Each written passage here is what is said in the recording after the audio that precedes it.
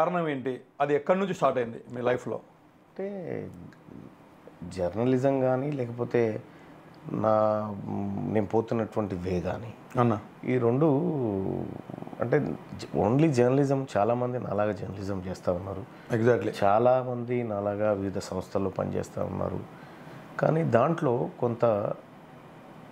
కొంతమందికి మాత్రమే ఒక ఫేమ్ కానీ కొంతమందికి మాత్రమే ప్రజలు గుర్తుపట్టే విధంగా ఉండేటువంటి కార్యక్రమాలు ఉంటాయి. సో దాంట్లో ప్రజలకు ఏది అవసరం అనేది పసిగట్టి ఏది అవసరమో ప్రజలకు ఈ క్షణానికి ఏది ఇవ్వాలో అది ఇచ్చినప్పుడు ప్రజలలో ప్రత్యేక గుర్తింపు దొరుకుతుంది. మిగతా వాళ్ళ కంటే కొద్దిగా ఎక్కువ గుర్తింపు దొరుకుతుంది. సో సహజంగానే నేను తీన్మార్ వార్తల ద్వారా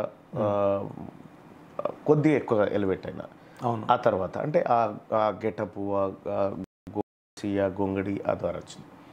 ఆ తర్వాత అయితే ఆ గెటప్ తీసేస్తే నన్ను ఎవరు గుర్తుపట్టకపోతుండే. అవును, గెటప్ తీసేస్తే. కానీ ఇప్పుడు గెటప్ ఉంటే ఎవరు గుర్తుపట్టరు నన్ను.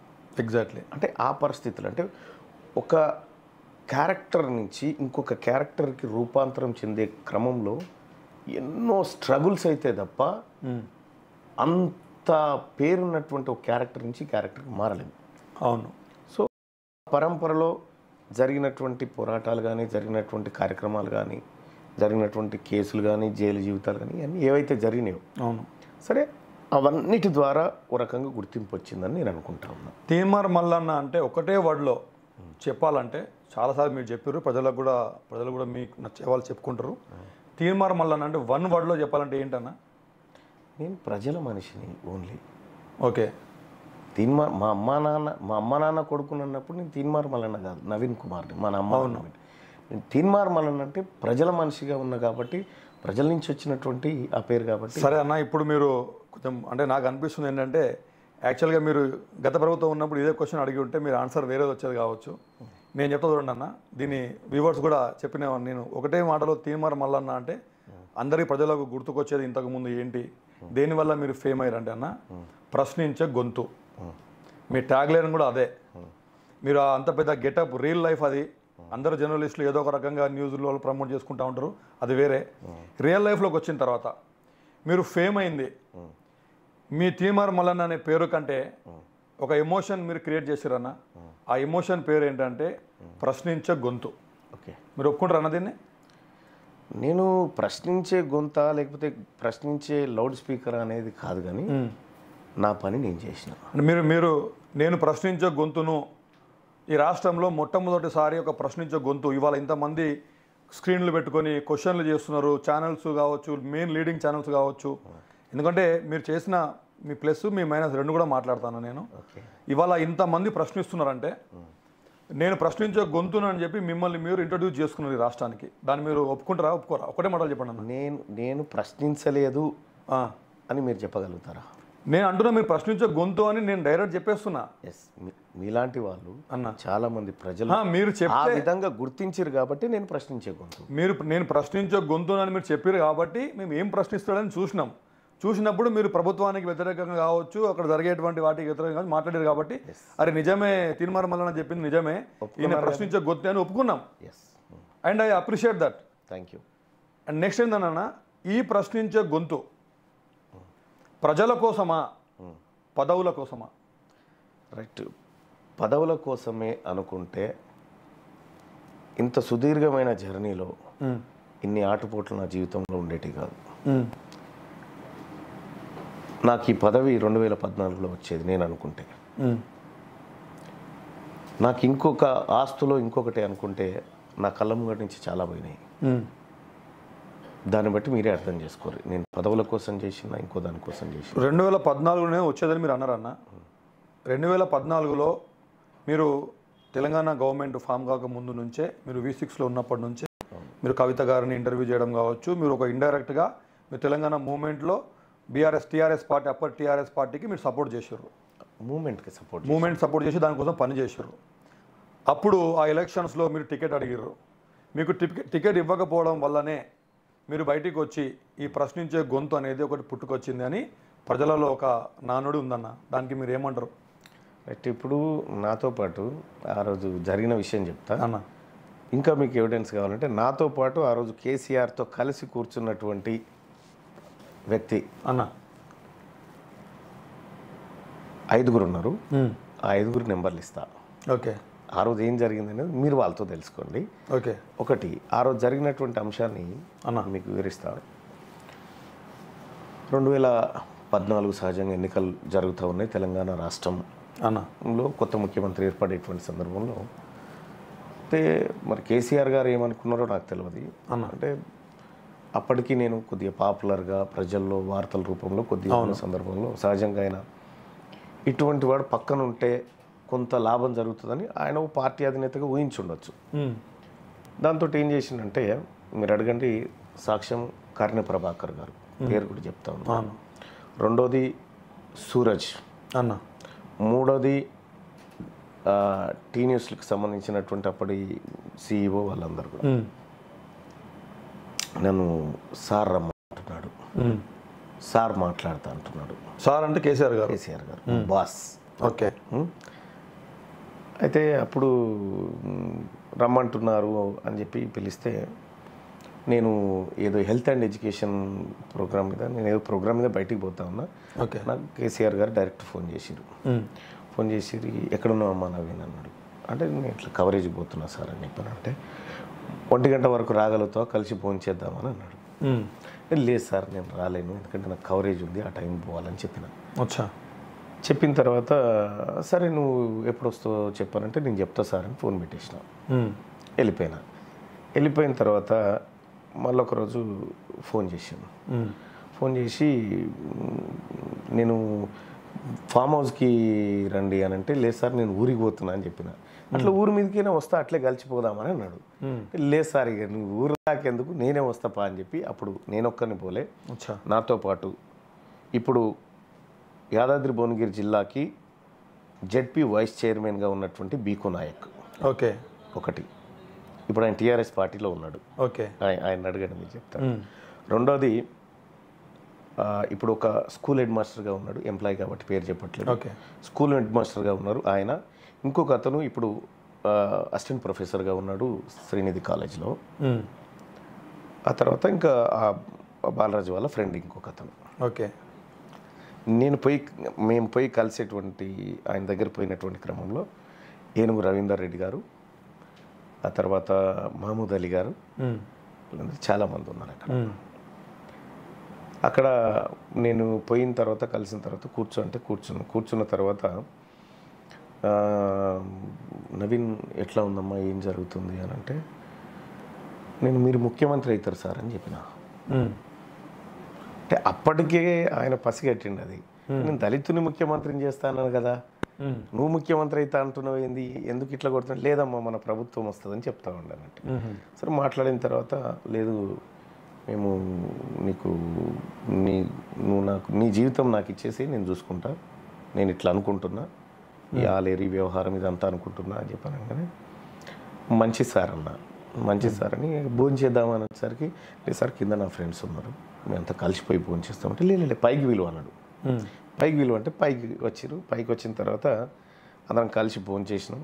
పాపం కేసీఆర్ గారే నాకు లేచి వడ్డిచ్చి ఇక ఆయన వేలో ఆయన బాగా మిమ్మల్ని ఆయన వేలో ఆయన మర్యాదలు చేసిండు. ఓకే, తప్పు పట్టడానికి లేదు, ఇంటికి వచ్చిన అతిథికి మర్యాద. సరే ఆయన వేలో ఆయన మర్యాదలు చేసిండు. తర్వాత మంచి సార్ నువ్వు రేపు పొద్దుగాలు వచ్చాయమ్మా నేను ఫామ్ హౌస్కి అని అంటే మంచి సార్ అని కిందికి వచ్చి ఫోన్ స్విచ్ ఆఫ్ పెడితే 15 రోజులు ఆన్ చేయాలి. అయితే నేను ఇక్కడ కలిసిన విషయం అంటే ఇట్లా కేసీఆర్ ఇట్లా ఆలోచన చేస్తుండు నవీన్ వైపు మల్లన్న వైపు అనుకున్నప్పుడు ఇదే బీకు నాయక్, తర్వాత ఇంకో ఫ్రెండ్ లక్ష్మణ్ ఓల్డ్ పీజీ హాస్టల్లో ఉన్న సందర్భంలో ఇప్పుడు అంటే మొన్నటిదాకా ఆలేరు ఎమ్మెల్యేగా ఉన్నటువంటి గొంగిడి సునీత గారు అలపడత ఇద్దరు సడన్గా నైట్ నా దగ్గరకు వచ్చారు. అన్నా నువ్వు వద్దని చెప్పు టికెట్ అని. నాకు ఇంట్రెస్ట్ కూడా లేదు, నేను చెప్పి వద్దని చెప్పమని. అంటే వాళ్ళకి తెలిసిపోయింది ఇది జరుగుతుందని. ఓకే. అంటే నేను తీసుకోవాలని ఇంట్రెస్ట్లో నాకు లేదు. ఓకే. నేను ఆ విషయం అన్న వద్దని చెప్పండి, నాకేమీ అవసరం లేదు, ఎలాంటి టికెట్ అవసరం లేదు, మీరు బిందాస్ ఉండొచ్చు అని చెప్పిన తర్వాత హబ్సీగూడ దగ్గర ఉన్నటువంటి ఆ హోటల్లో జ్యూస్ తాగి వాళ్ళు అటు వెళ్ళిపోయారు, నేను ఇటు వెళ్ళిపోయినా. ఈ మొత్తం ఎంటైర్ ప్రాసెస్లో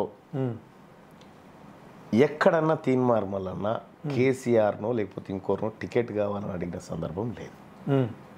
మరి అప్పుడు కొంచెం ఇది రప్చర్ అయింది కదన్న, మీరు దానికి అగెనిస్ట్గా మాట్లాడడం ఆ టైంలో. ఇప్పుడు ముఖ్యంగా ఉద్యమం సమయంలో నేనేమంటున్నా, దీంట్లో జరిగినటువంటి అంశం ఇది. అదే ఇప్పుడు నేను కొన్ని పేర్లు కూడా ప్రస్తావించిన, you can contact, okay, ask them. Definitely అన్న. ఇప్పుడు ఒక విషయం చెప్పండి అన్న, ఉద్యమం టైంలో కేసీఆర్ అనే వ్యక్తి మొత్తం దేశం మొత్తంలో ఒక ఉద్యమ నాయకుడు ఇట్లా ఇట్లా వెలిగిపోతున్న ఒక జ్యోతి లెక్క కనబడుతుర్రు. ఆ టైంలో మంచి వాళ్ళు కేసీఆర్ గారిని సపోర్ట్ చేయడానికి కానీ, కేసీఆర్ గారి చేయి తలకాయ మీద పెట్టమని అడగడానికి కానీ వచ్చారు. మరి అంత బిజీ షెడ్యూల్లో అంత సక్సెస్ఫుల్ ఏదో జర్నీ నడిచిందో ఉద్యమం, తెలంగాణ ఉద్యమం ఒక చరిత్ర క్రియేట్ చేసిండో, ఆ యొక్క చరిత్ర మధ్యలో మీకు ఇంత ఇంపార్టెన్స్ ఇవ్వడానికి గల కారణం ఏంటి? మీరు దాన్ని నెగ్లెక్ట్ చేసి నాకు అవసరం లేదు అని చెప్పి మరి అంత హైప్ ఉన్నటువంటి టైంలో దాన్ని వదులుకోవడానికి కారణం ఏంటి? ఒకటి ఏంటంటే, కేసీఆర్ గురించి మీకు పూర్తిగా తెలుసుకోవాలి. అవసరం వస్తుందంటే బొంత పురుగును కూడా ముందు పెట్టుకునేటువంటి రకం. అవసరం వస్తుందంటే 1000 మెట్లు దిగిపోయి తను అనుకున్నటువంటి రాజ్యం కోసం 1000 మెట్లైనా దిగుతారు. సో ప్రజలంతా ఒకానొక సందర్భంలో V6 తీన్మార్ ముంగట ఇట్లా ఆశ్చర్యపోయి చూసి మొత్తం అదొక అంతరంగాల సీరియల్ లెక్క ప్రతి ఇంట్లో మోగుతూ ఉంటే, అందులో ఉన్నటువంటి ఒక క్యారెక్టర్ ఈయన పక్క పొంటి నిలబడ్డప్పుడు ఆటోమేటిక్గా, అంటే సహజంగా ఎవరికైనా ఉంటుంది అది కావాలనుకున్న కేసీఆర్. అంటే మల్లన్నను ఎమ్మెల్యే చేయడం ఇంకోటి చేయడం కాదు, ఈ క్యారెక్టర్ నాకు ప్రచారానికి కావాలి అనేది ఆయనకు, అది నాకు అర్థమైంది. అది నాకు అర్థమయ్యే ఈ ఎంటైర్ వ్యవహారం అంతా మా V6 యాజమాన్యం పరిశీలిస్తూనే ఉంది, ఏం జరుగుతుంది ఏంది అనేది. అంటే ఆ సందర్భంలో ఇంకా తర్వాత చాలాసార్లు ప్రయత్నం చేసి ఇంకా నేను రానని చెప్పేసి నా పని నేను చేసుకుంటూ వెళ్ళిపోయినా. ఆ తర్వాత నా పెళ్లి రోజు సహజంగానే అందరికీ ఇన్విటేషన్ కార్డ్స్ ఇచ్చినట్టు కేసీఆర్ కూడా ఇన్విటేషన్ కార్డు నందినగర్లో ఉన్న ఇంట్లో ఇచ్చి వచ్చిన. అప్పటి నుంచి ఇప్పటివరకు నేను మళ్ళీ కలవలే. మరి ఇంత ఒక్క కాలు మీదకి వచ్చి ఆయన మీద యుద్ధ ప్రకటన చేసినట్టుగా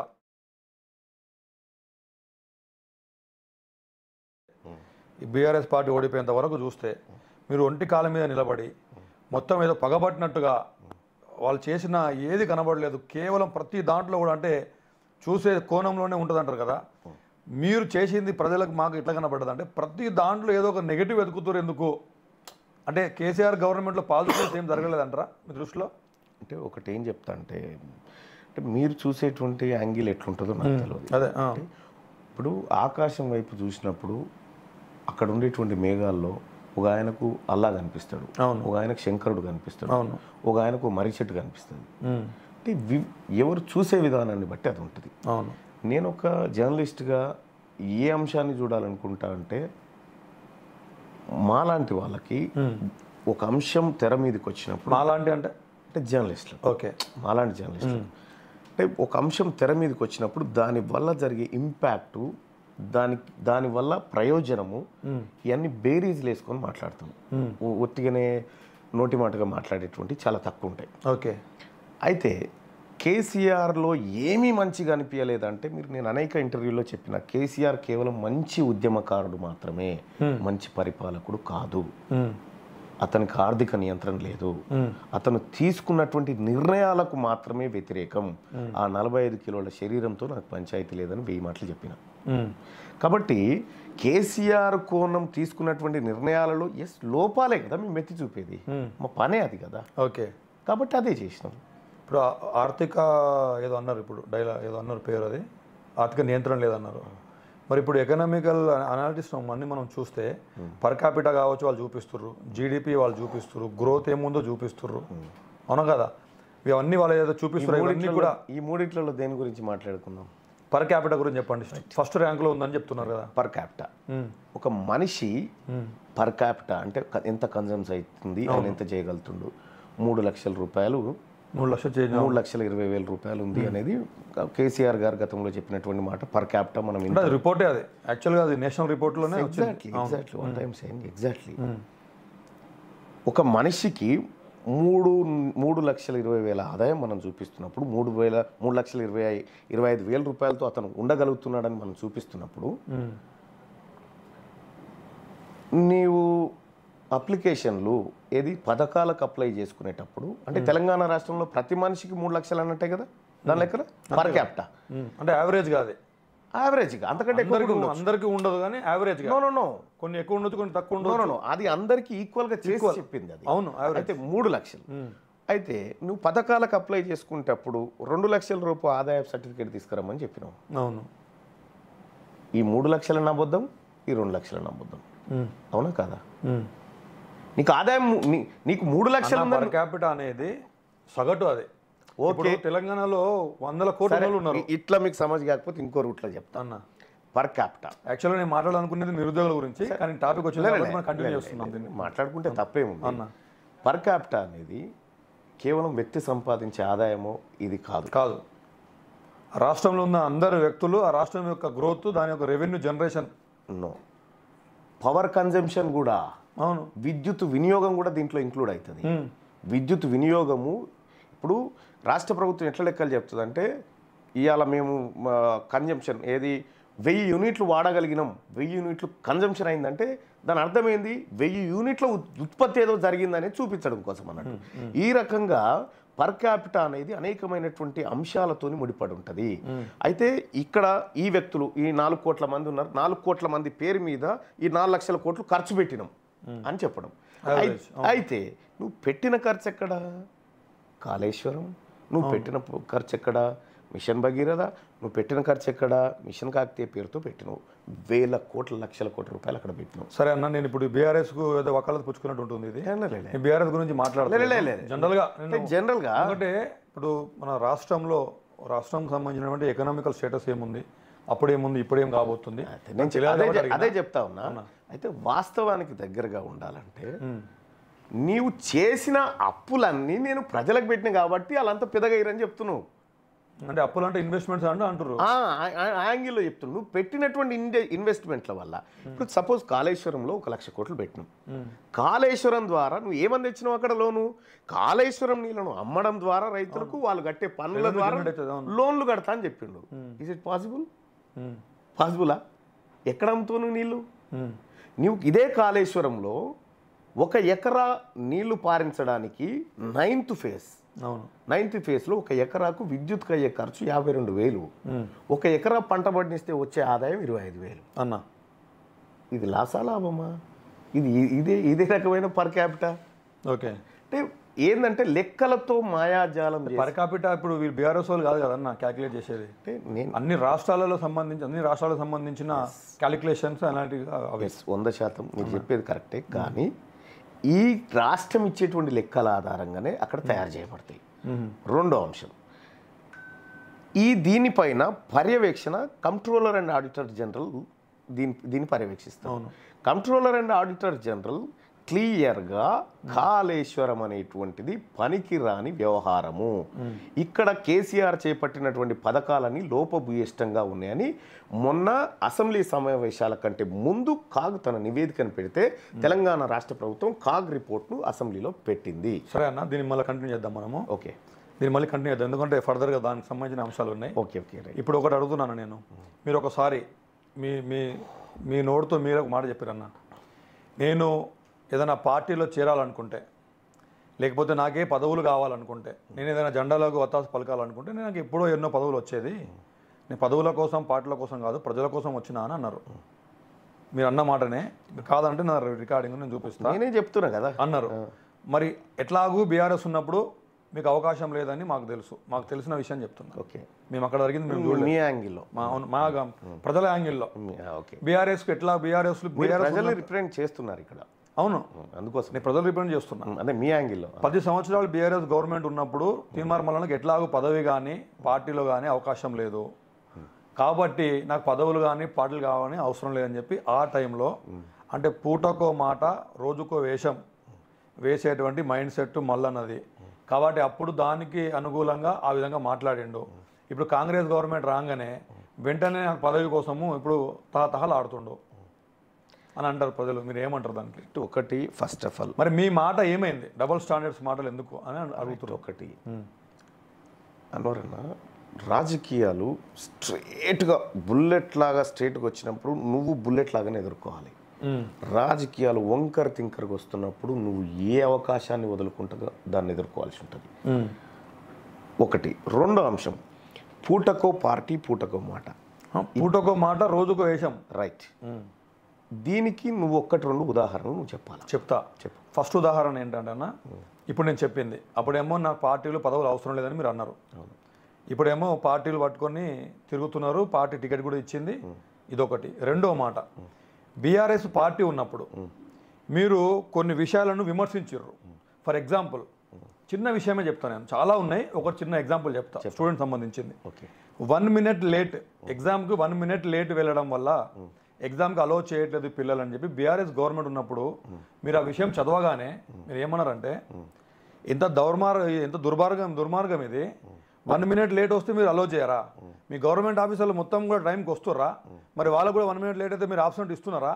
మీరు అన్ని సదుపాయాలు అన్ని కల్పించినప్పుడు ఈ 1 minute లేట్ అనేటువంటి దాన్ని అమలు చేయాలి అని అప్పుడు అన్నారు.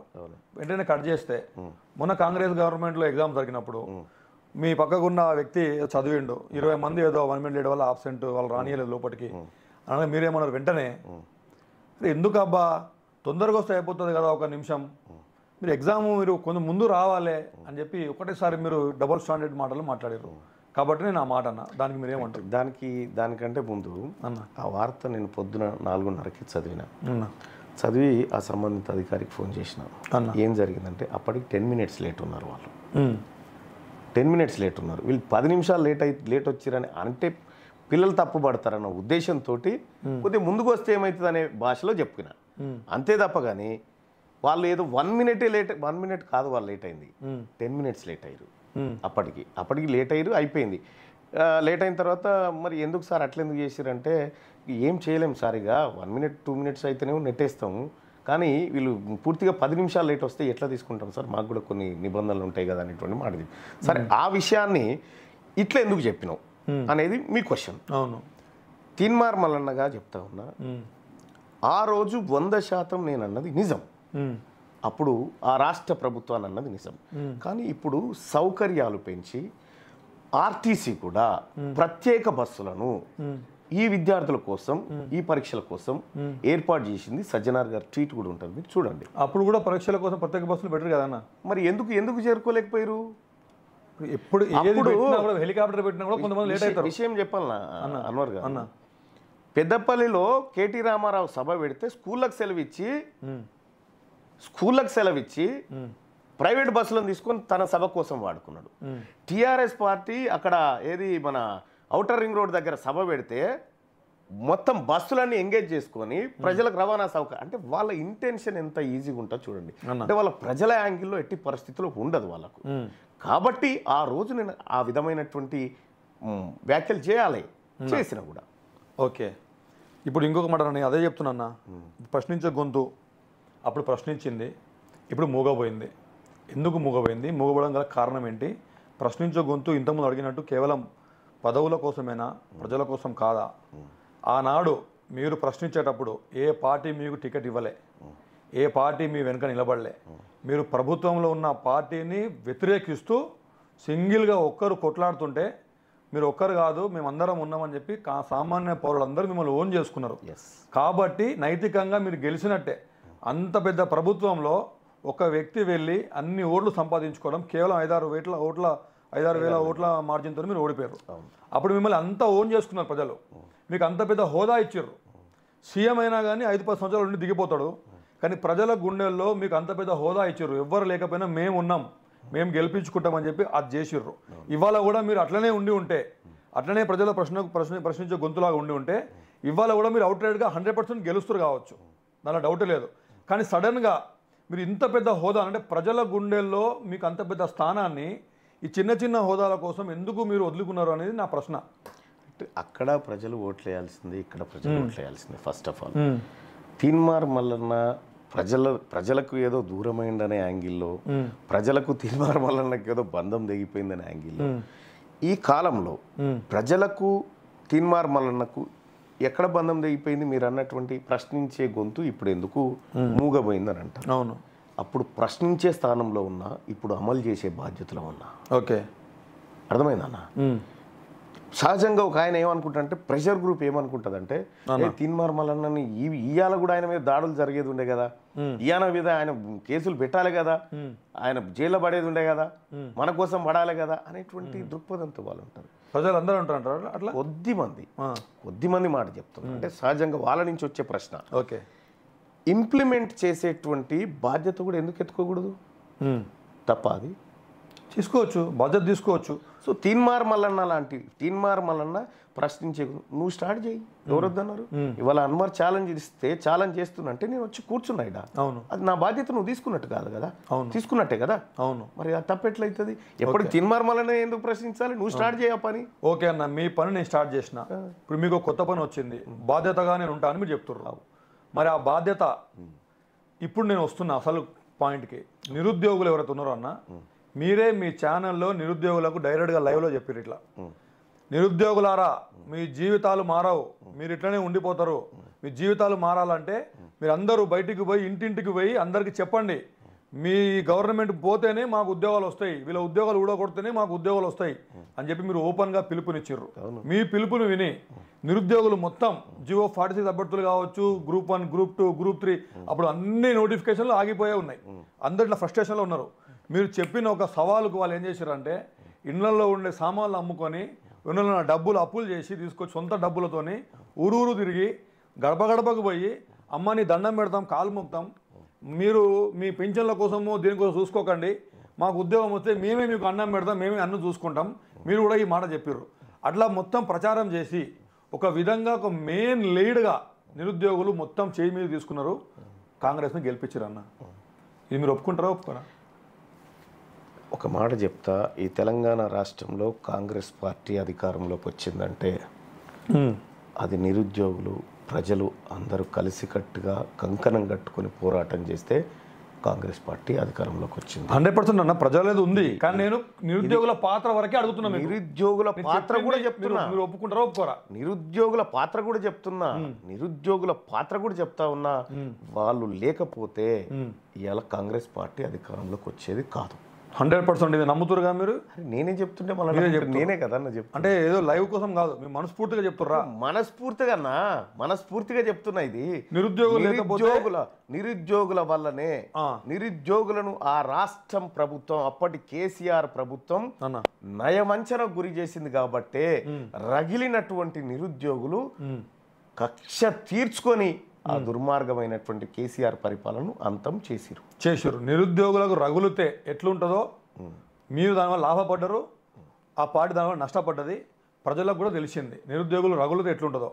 మరి అలాంటి నిరుద్యోగులను ఒక ఆశ పుట్టించి జాబ్ క్యాలెండర్ కావచ్చు, మీరు ఒక జాబ్ క్యాలెండర్ డేట్ ఇచ్చారన్న, ఒక ఐఎన్సి ఒక నేషనల్ పార్టీ అన్న, ఒక జాబ్ క్యాలెండర్ ఇచ్చేటప్పుడు ఒక పార్టీ గెలిచిన తర్వాత అది స్టేబుల్ కావాలంటే ఎంత టైం పడుతుంది, ఈ ఫైనాన్షియల్ మ్యాటర్ సెటిల్ కావాలంటే ఎంత టైం పడుతుంది, మరి జాబ్ క్యాలెండర్ మేము ఈ డేట్లు ఇస్తున్నాం, మరి సాధ్యమవుతుందా కాదా? అప్పుడే 2 నెలలు ఇవ్వమని ఎవరు అడగలే, ఒక 6 నెలల్లో మేము జాబ్ కూడా ఎవరు అడగరు, అట్లా 2 నెలలు ఇవ్వని ఎవరు అడగరు, టైం ఇస్తారు. మీరు ఒక 6 నెలలు టైం పెట్టుకోవాల్సిందే, ఒక 8 నెలలు పెట్టుకోవాల్సింది, ఇప్పటికే 5-6 నెలలు అయితేనే ఉన్నది. ఒక 8 నెలలు పై మీకు కనుక నిజంగానే వాళ్ళకు న్యాయం చేయాలని ఉంటే, ఇప్పుడు అందరూ నిరుద్యోగులు ఏమంటారు అంటే మీరే జాబ్ క్యాలెండర్ ఇచ్చిర్రు, మీరే 6 గ్యారంటీలు ఇచ్చిర్రు, అడగకుండానే మీరు ఇచ్చిర్రు, జాబ్ క్యాలెండర్ ముఖ్యమైనటువంటి అంశం కాబట్టి అరే ఇదే కదా మాకు కావాల్సిందని చెప్పి వాళ్ళు నమ్మిర్రు. 100% అంటే ఎమోషనల్గా వాళ్ళని మీరు కనెక్ట్ చేసిర్రు. ఇవాళ జాబ్ క్యాలెండర్లో ఇచ్చిన డేట్ల ప్రకారంగా ఏ ఒక్క నోటిఫికేషన్ అయినా ఇచ్చిందన్న మీ ప్రభుత్వం? ఎస్, ఇది ఆలస్యమైన మాట వాస్తవం, ఒప్పుకొని తీరాల్సింది. ఓకే, దానికి కొన్ని కారణాలు ఉన్నాయి, కారణాలు లేక కాదు.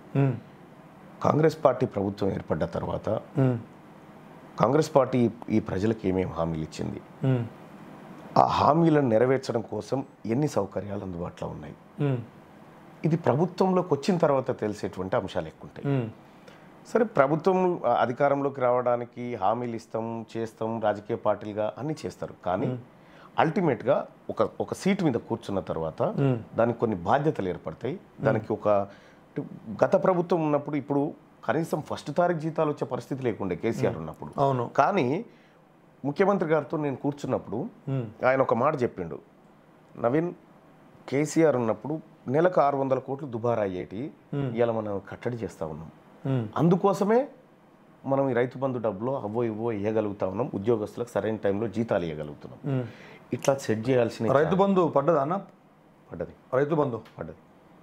రైతు బంధు మొన్న రీసెంట్గా కూడా రేవంత్ రెడ్డి గారు ఆగస్టులో ఇస్తామని చెప్పి. రైతు బంధు కాదన్న, అది రైతు బీమా రుణమాఫీ.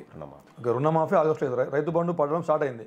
ఒక విడతోనే ఏమో పడి ఉంటుంది. లేదన్న, మొత్తం మ్యాక్సిమం అందరు రైతులకు పడిపోయింది.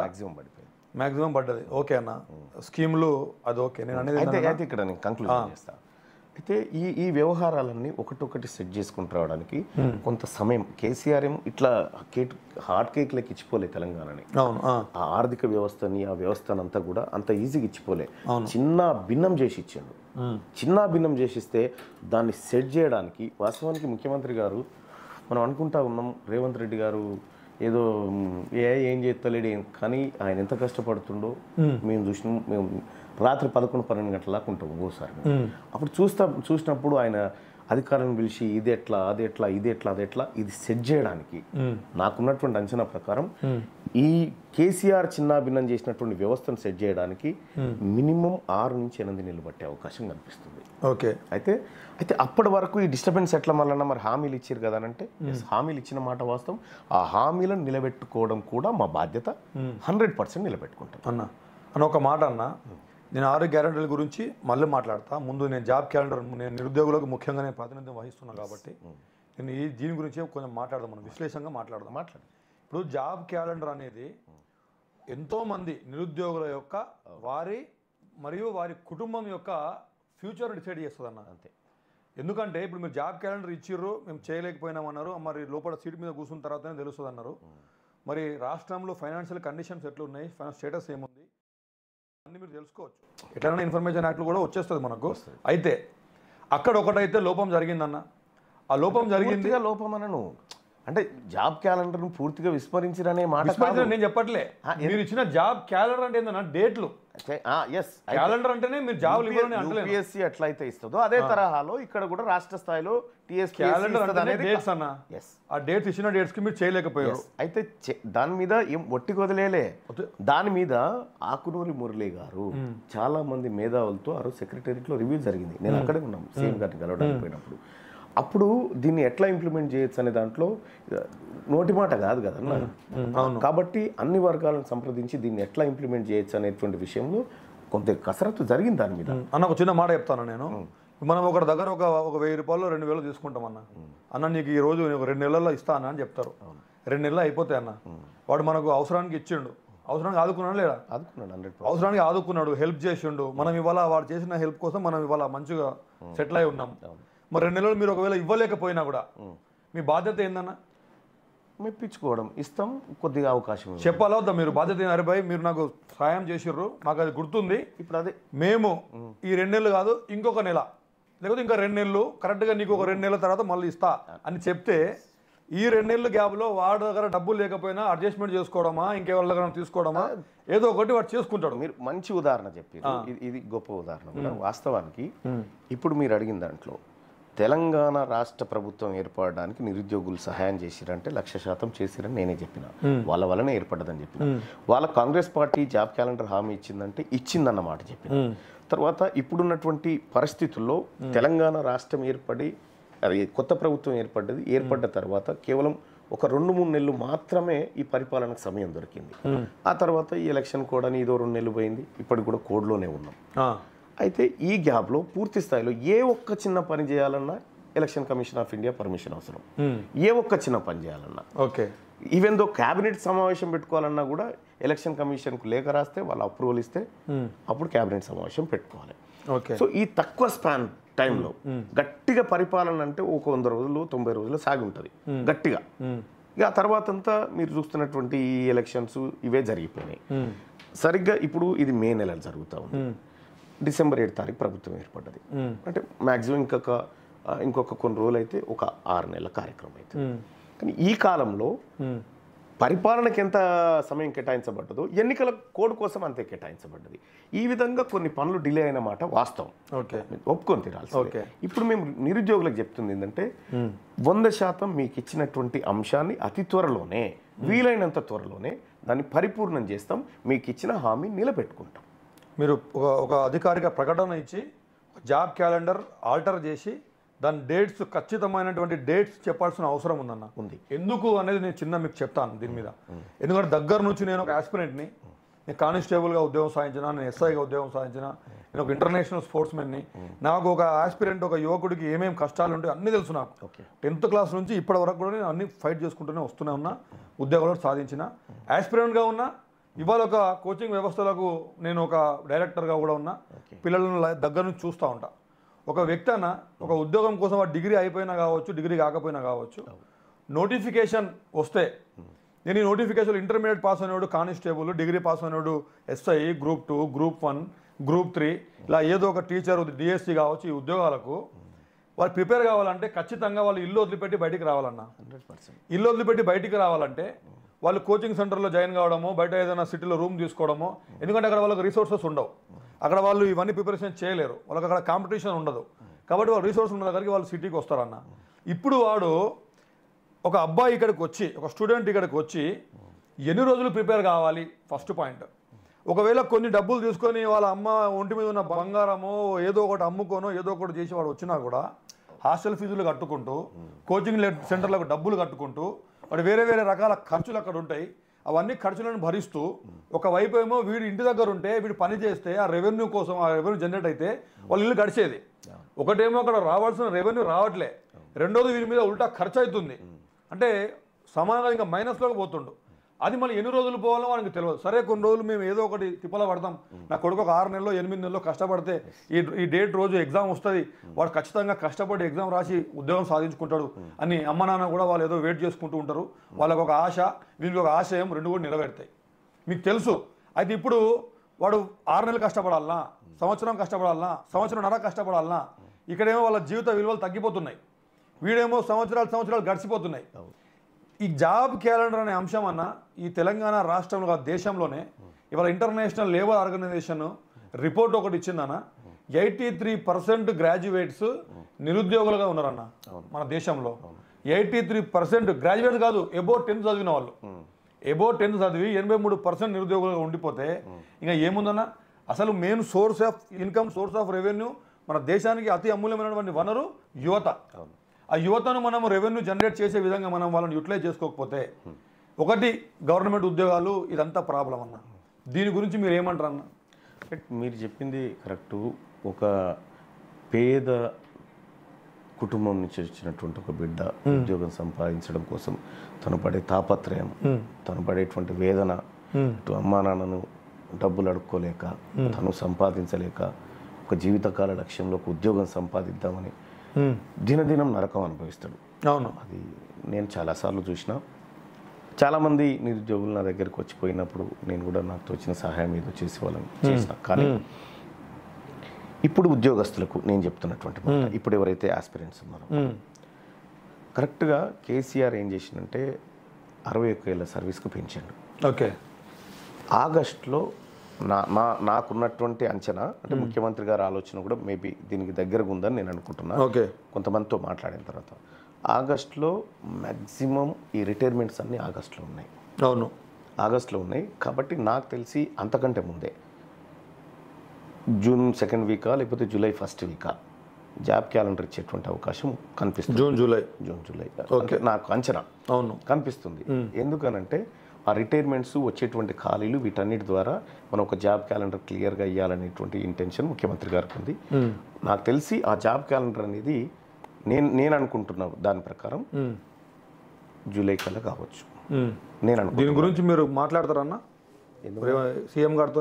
ఎందుకు ఈ సమస్యలు ఇట్లా ఉన్నాయి, తొందరగా చేద్దామని చెప్పి మీరు ఈ వేదిక మీదుగా చెప్పగలుగుతారన్న స్టూడెంట్స్కి? 100% చెప్తున్నా. ఒకటి, తీన్మార్ మల్లన్న అడగగలుగుతాడన్న, తీన్మార్ మల్లన్నకు వేరే ప్రయోజనం ఉంటే అడగడన్న. ఒకటి ఇప్పుడు సిచ్యువేషన్ ప్రకారం ఇప్పుడే కాదు, మీరు అడిగారు, మేము చూసినాం. ఎప్పుడైనా ఇప్పుడే కాదన్న, ఎప్పుడైనా మీరు చూడండి అన్న. మీరు రీసెంట్ అంశాలను ఒకసారి పరిశీలిస్తే, ముఖ్యమంత్రి నాకు కాంగ్రెస్ పార్టీ టికెట్ అనౌన్స్ చేసిన తర్వాత మర్యాదపూర్వకంగా సీఎం గారిని కలవడానికి పోయినప్పుడు నాతో పాటు చాలామంది కూర్చున్నారు అక్కడ. అందరు పోయి సార్ థ్యాంక్ యూ నాకు అవకాశం ఇచ్చినందుకని చెప్తారు. నేను అది అడగలే, ఈ చిట్టా తీసుకపోయి ఇచ్చిన, ఇక ఇవి ఉన్నాయి ఏంటన్నా చిట్టాలో ఏముండే? ఈ 317 జీవో, 46 జీవో, తర్వాత ఉద్యోగస్తుల పెండింగ్ బిల్లులు, ఈ డిఏలు, ఇవన్నీ తీసుకుపోయి ఇచ్చిన. ఆయన ఇట్లా చూసి కనీసం థ్యాంక్స్ అన్న చెప్పరా అనేటువంటి యాంగిల్లో చూసిండు ఆయన నన్ను. చూసి ఇవి చూపిస్తున్నాం ఏందన్నప్పుడు సరే ఇవి అంశాలు అని చెప్పిన. అంటే నాకు ఇప్పుడున్నటువంటి రాబోతున్నటువంటి పట్టభద్రుల ఎమ్మెల్సీ ఎన్నిక అంత ఆషామాషిది కాదు, చాలా బాధ్యతతో కూడినటువంటి అంశం. నా ముందు అనేకమైనటువంటి అంశాలు ఉన్నాయి. ఈ అంశాల్లో ఏ ఒక్క అంశంతో కూడా కాంగ్రెస్ పార్టీ ఏదైతే ప్రజలకు నిరుద్యోగులకు హామీ ఇచ్చిందో వాటన్నిటికీ నేను బాధ్యత వహించాల్సిన స్థానంలోకి పోతా ఉన్నా. కాబట్టి 100% నేనే లయబుల్ అవుతా, నేనే ముఖ్యమంత్రి గారిని అడిగి చేయించాలి. 46 జియో అనే అంశం మీరు మాట్లాడారు కాబట్టి అడుగుతున్నానా.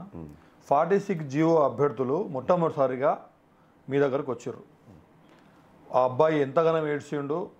అసలు 46 జియో మీద మీకు అవగాహన ఉందన్న? అంటే మీకు ఏం కావాలో చెప్తే నేను చెప్తాను. మీకు ఏం 46 జియో గురించి మీకు ఎంతవరకు తెలుసు చెప్పండి ఒకసారి. 46 జియో 4 తారీఖు 4వ నెల 2022 రోజు సోమేష్ కుమార్ చీఫ్ సెక్రటరీగా ఉన్నప్పుడు ఆ జీవో తీసుకొచ్చిండు. ఎందుకు తీసుకొచ్చిండు ఆ జీవో అంటే 2011 జనాభా లెక్కల ప్రకారం ఉన్నటువంటి జనాభా ఎక్కడ ఎక్కువ ఉంటే అక్కడ ఎక్కువ పోస్టులు క్రియేట్ చేసేటువంటి కార్యక్రమం ద్వారా జనాభా ఆధారంగా తీసుకొని చేశారు. దాని ద్వారా ఏమైంది, గ్రామీణ ప్రాంతాల పిల్లలకు తక్కువ పోస్టులు అయిపోయినాయి, తక్కువ అవకాశాలు అయిపోయినాయి. ఎక్కువ పోస్టులు కమిషనరేట్ పరిధిలో లేకపోతే ఎక్కువ ప్రజలు ఉన్నటువంటి పరిధిలో జరిగిపోయింది. అయితే కొత్త జిల్లాల ప్రకారం అన్ని జిల్లాలకు సమానంగా కేటాయించాలని నిరుద్యోగుల డిమాండ్. అది కాదన్న డిమాండ్ ఏంటంటే అయితే దాన్ని స్టేట్ వైడ్ పోస్ట్ టీఎస్ఎస్పీ ఉంటుంది. అయితే అది ఇప్పుడు హైదరాబాద్లో ఉన్నటువంటి వ్యక్తి 56 మార్కులకు స్పెషల్ ఫోర్స్లో వచ్చింది, ఇక్కడ 120 వచ్చినా రాదు, 120 వచ్చినా రాదు. అంటే అది టీఎస్పీఎస్సీ నిర్వహించడం ద్వారా అది జిల్లా స్థాయి పోస్టుగా పరిగణించకుండా రాష్ట్ర స్థాయి పోస్టుగా పరిగణించినప్పుడు వీళ్ళకి అవకాశం వచ్చేది. అది చేయకుండా ఇటువంటి 46 జీవో ద్వారా దాన్ని నియంత్రించడం వల్ల గ్రామీణ ప్రాంతాల నిరుద్యోగులకు ఇబ్బంది జరిగింది. అదొక్కటే కాదు, ఇంకా చాలా అంశాలు ముడిపడి ఉన్నాయి. చాలా అంశాలు ముడిపడి ఉన్నాయి. మేజర్గా అది పోలీస్ డిపార్ట్మెంట్ మీద ఎఫెక్ట్ ఎక్కువ చూపించింది. పోలీస్ డిపార్ట్మెంట్లో ఉన్న నేను ఒక్కసారి చెప్తాను మీకు. జీవో 46 అనేది టీఎస్ఎస్పీ అంటే సివిల్ ఉద్యోగాలు మీకు తెలుసు, ఏ జిల్లా వాళ్ళు ఆ జిల్లాలో పోలీసు వాళ్ళు ఉంటారు. ఆ సివిల్ కానిస్టేబుల్ పోలీస్ స్టేషన్లలో పనిచేస్తారు. డిస్ట్రిక్ట్ లెవెల్ ఆ జిల్లాకు సంబంధించి కమిషనర్ సంబంధించి సెలక్షనే జిల్లా వారీగానే అవుతుంది. దాన్ని వేకెన్సీ కూడా జిల్లా వారీగానే ఇస్తారు. డిస్ట్రిక్ట్ రిక్రూట్మెంట్ బోర్డులు చేస్తాయి అంతే. స్టేట్ రిక్రూట్మెంట్ బోర్డు చేస్తారు, చేసినప్పుడు కూడా కానీ జిల్లా ఉన్న వేకెన్సీ జిల్లా కోసమే కేటాయించబడుతుంది. కటాఫ్లు కూడా జిల్లా పరంగా. అదే కాదు, టీచర్లు కూడా ఉంటాయి. టీచర్లలో చాలా రకాలు ఉంటాయి. గవర్నమెంట్ టీచర్స్ ఉంటారు, జెడ్పీ టీచర్స్ ఉంటారు, జేఎల్ ఉంటారు, డిఎల్ ఉంటారు. ఓన్లీ స్కూల్స్ విషయం చెప్తాను. ఓకే, ప్రాథమిక పాఠశాల, ప్రాథమిక ఉన్నత పాఠశాల, జిల్లా పరిషత్ ఉన్నత పాఠశాల, గవర్నమెంట్ టీచర్ అని. ఈ గవర్నమెంట్ టీచర్లు ఓన్లీ పట్టణ ప్రాంతాలలోనే పనిచేస్తారు.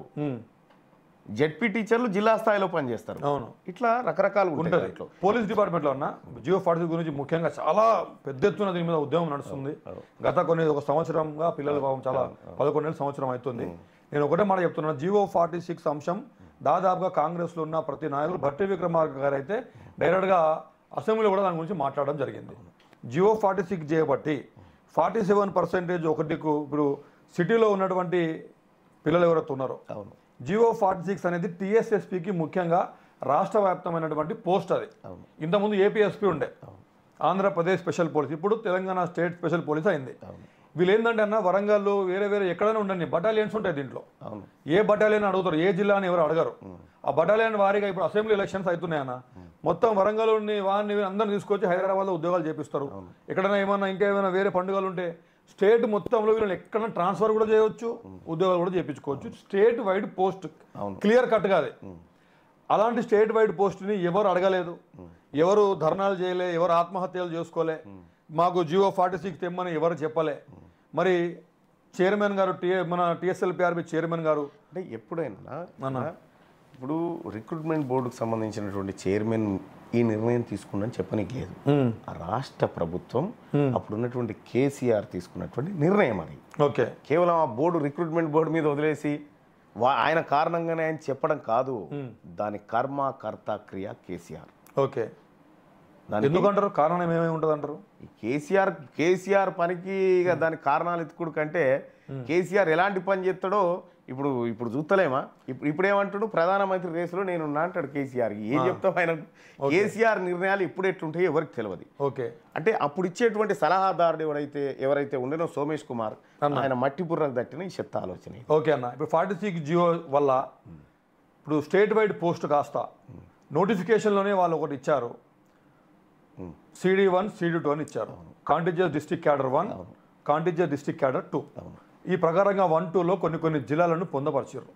ఆ జిల్లాల వారీగా వాళ్ళు కటాఫ్లు ఇచ్చినా కూడా చాలా మందికి దాదాపుగా 15,000-2,000 మందికి ఉపశమనం కలిగేది. అయితే ఇప్పుడు వీళ్ళు ఏం చేశారంటే 126, 127 మార్కులు వచ్చిన వాళ్ళకేమో జాబ్ వస్తలేదు. ముఖ్యంగా ఖమ్మం, నల్గొండ, ఇటు మన గ్రామీణ ప్రాంతాల్లో అందరికీ ఉద్యోగాలు రావట్లేదు. అక్కడ సోర్సెస్ తక్కువ ఉంటాయి. గ్రామాలలో గ్రౌండ్లు ఉండవు, గ్రామాలలో చదువుకునే సోర్సెస్ తక్కువ ఉంటాయి. వాళ్ళు ఏదైనా గ్రౌండ్కి పోవాలంటే వాళ్ళు గుట్ట దిగి రావాలి, ఉరకాల మళ్ళీ గుట్ట మీదకి పోవాలి. ఇలాంటి పరిస్థితుల నుంచి ఏజెన్సీ ఏరియాల నుంచి పిల్లలు ఉంటారు. సిటీలోనేమో అన్ని అవకాశాలు ఉంటాయి, అన్ని రిసోర్సెస్ ఉంటాయి, అన్ని విధాలుగా వాళ్ళు ఇంకా నిజం మాట్లాడితే సిటీ వాళ్ళకు ఇంకా 2 మార్కులు ఎక్కువ పెట్టాలి కట్ ఆఫ్, గ్రామాల వాళ్ళకి 2 మార్కులు తక్కువ పెట్టాలి. ఎందుకంటే రిసోర్సెస్ అన్ని లేవు కాబట్టి. అలాంటిది వీళ్ళకి 60 మార్కులు 70 మార్కులు జాబ్ వచ్చింది, మనకు 127 మార్కులు వస్తే మనకు జాబ్ రాలే. మరి ఇలాంటి పరిస్థితి అప్పుడు వాళ్ళు అర్థం చేసుకోలేదు, చెప్తే వినలేదు. మాకు జియో 46 క్యాన్సిల్ చేయమని వాళ్ళు కొట్లాడ చేసిర్రు, కాంగ్రెస్ గవర్నమెంట్ కోసం పనిచేసారు. కాంగ్రెస్ గవర్నమెంట్ వచ్చినాక ఖచ్చితంగా దీని మీద మీరే చెప్పారు దుర్మార్గం ఇది, ఈ తెలంగాణ గవర్నమెంట్ టీఆర్ఎస్ గవర్నమెంట్ దుర్మార్గం చేస్తుందని చెప్పారు. ఇప్పుడు ఈ రోజు కూడా అన్న జియో 46 మంచిదని తీన్మార్ మల్లన్న ఎట్టి పరిస్థితుల్లో చెప్పడు. కాంగ్రెస్ గవర్నమెంట్ అంతకంటే ఎక్కువ చెప్పది. ఓకే, కేసీఆర్ అనేటువంటి వ్యక్తి తీసుకొచ్చినటువంటి దాన్ని ఖచ్చితంగా దానిపైన నిర్ణయం తీసుకోవడానికి తెలంగాణ రాష్ట్ర ప్రభుత్వం మంత్రివర్గ ఉపసంఘాన్ని నియమించింది. ఇదే అంశం పైన అసెంబ్లీ సమావేశాలు జరుగుతున్నటువంటి సందర్భంలో నేను ముఖ్యమంత్రి గారి ఛాంబర్లో ఉన్నప్పుడు ముఖ్యమంత్రి గారి దగ్గరికి పోయి ఇదే అంశాన్ని పరిశీలించిన 46 జీవో ఏం చేస్తారు, ఏమైనా నిర్ణయం తీసుకుంటారా, ప్రకటన వస్తుందా అని అడిగితే శ్రీధర్ బాబు గారు అక్కడే ఉన్నారు. ఇది కమిటీ అనుకుంటున్నాం, దీని ద్వారా కొద్దిగా మరి వీళ్ళు ఏం రిపోర్ట్ ఇస్తే దాని మీద చూసుకుందాం, మంచి చెడ ఏముంటుంది అనేది చూసుకుందాం అనేటువంటి మాట చెప్పినారు.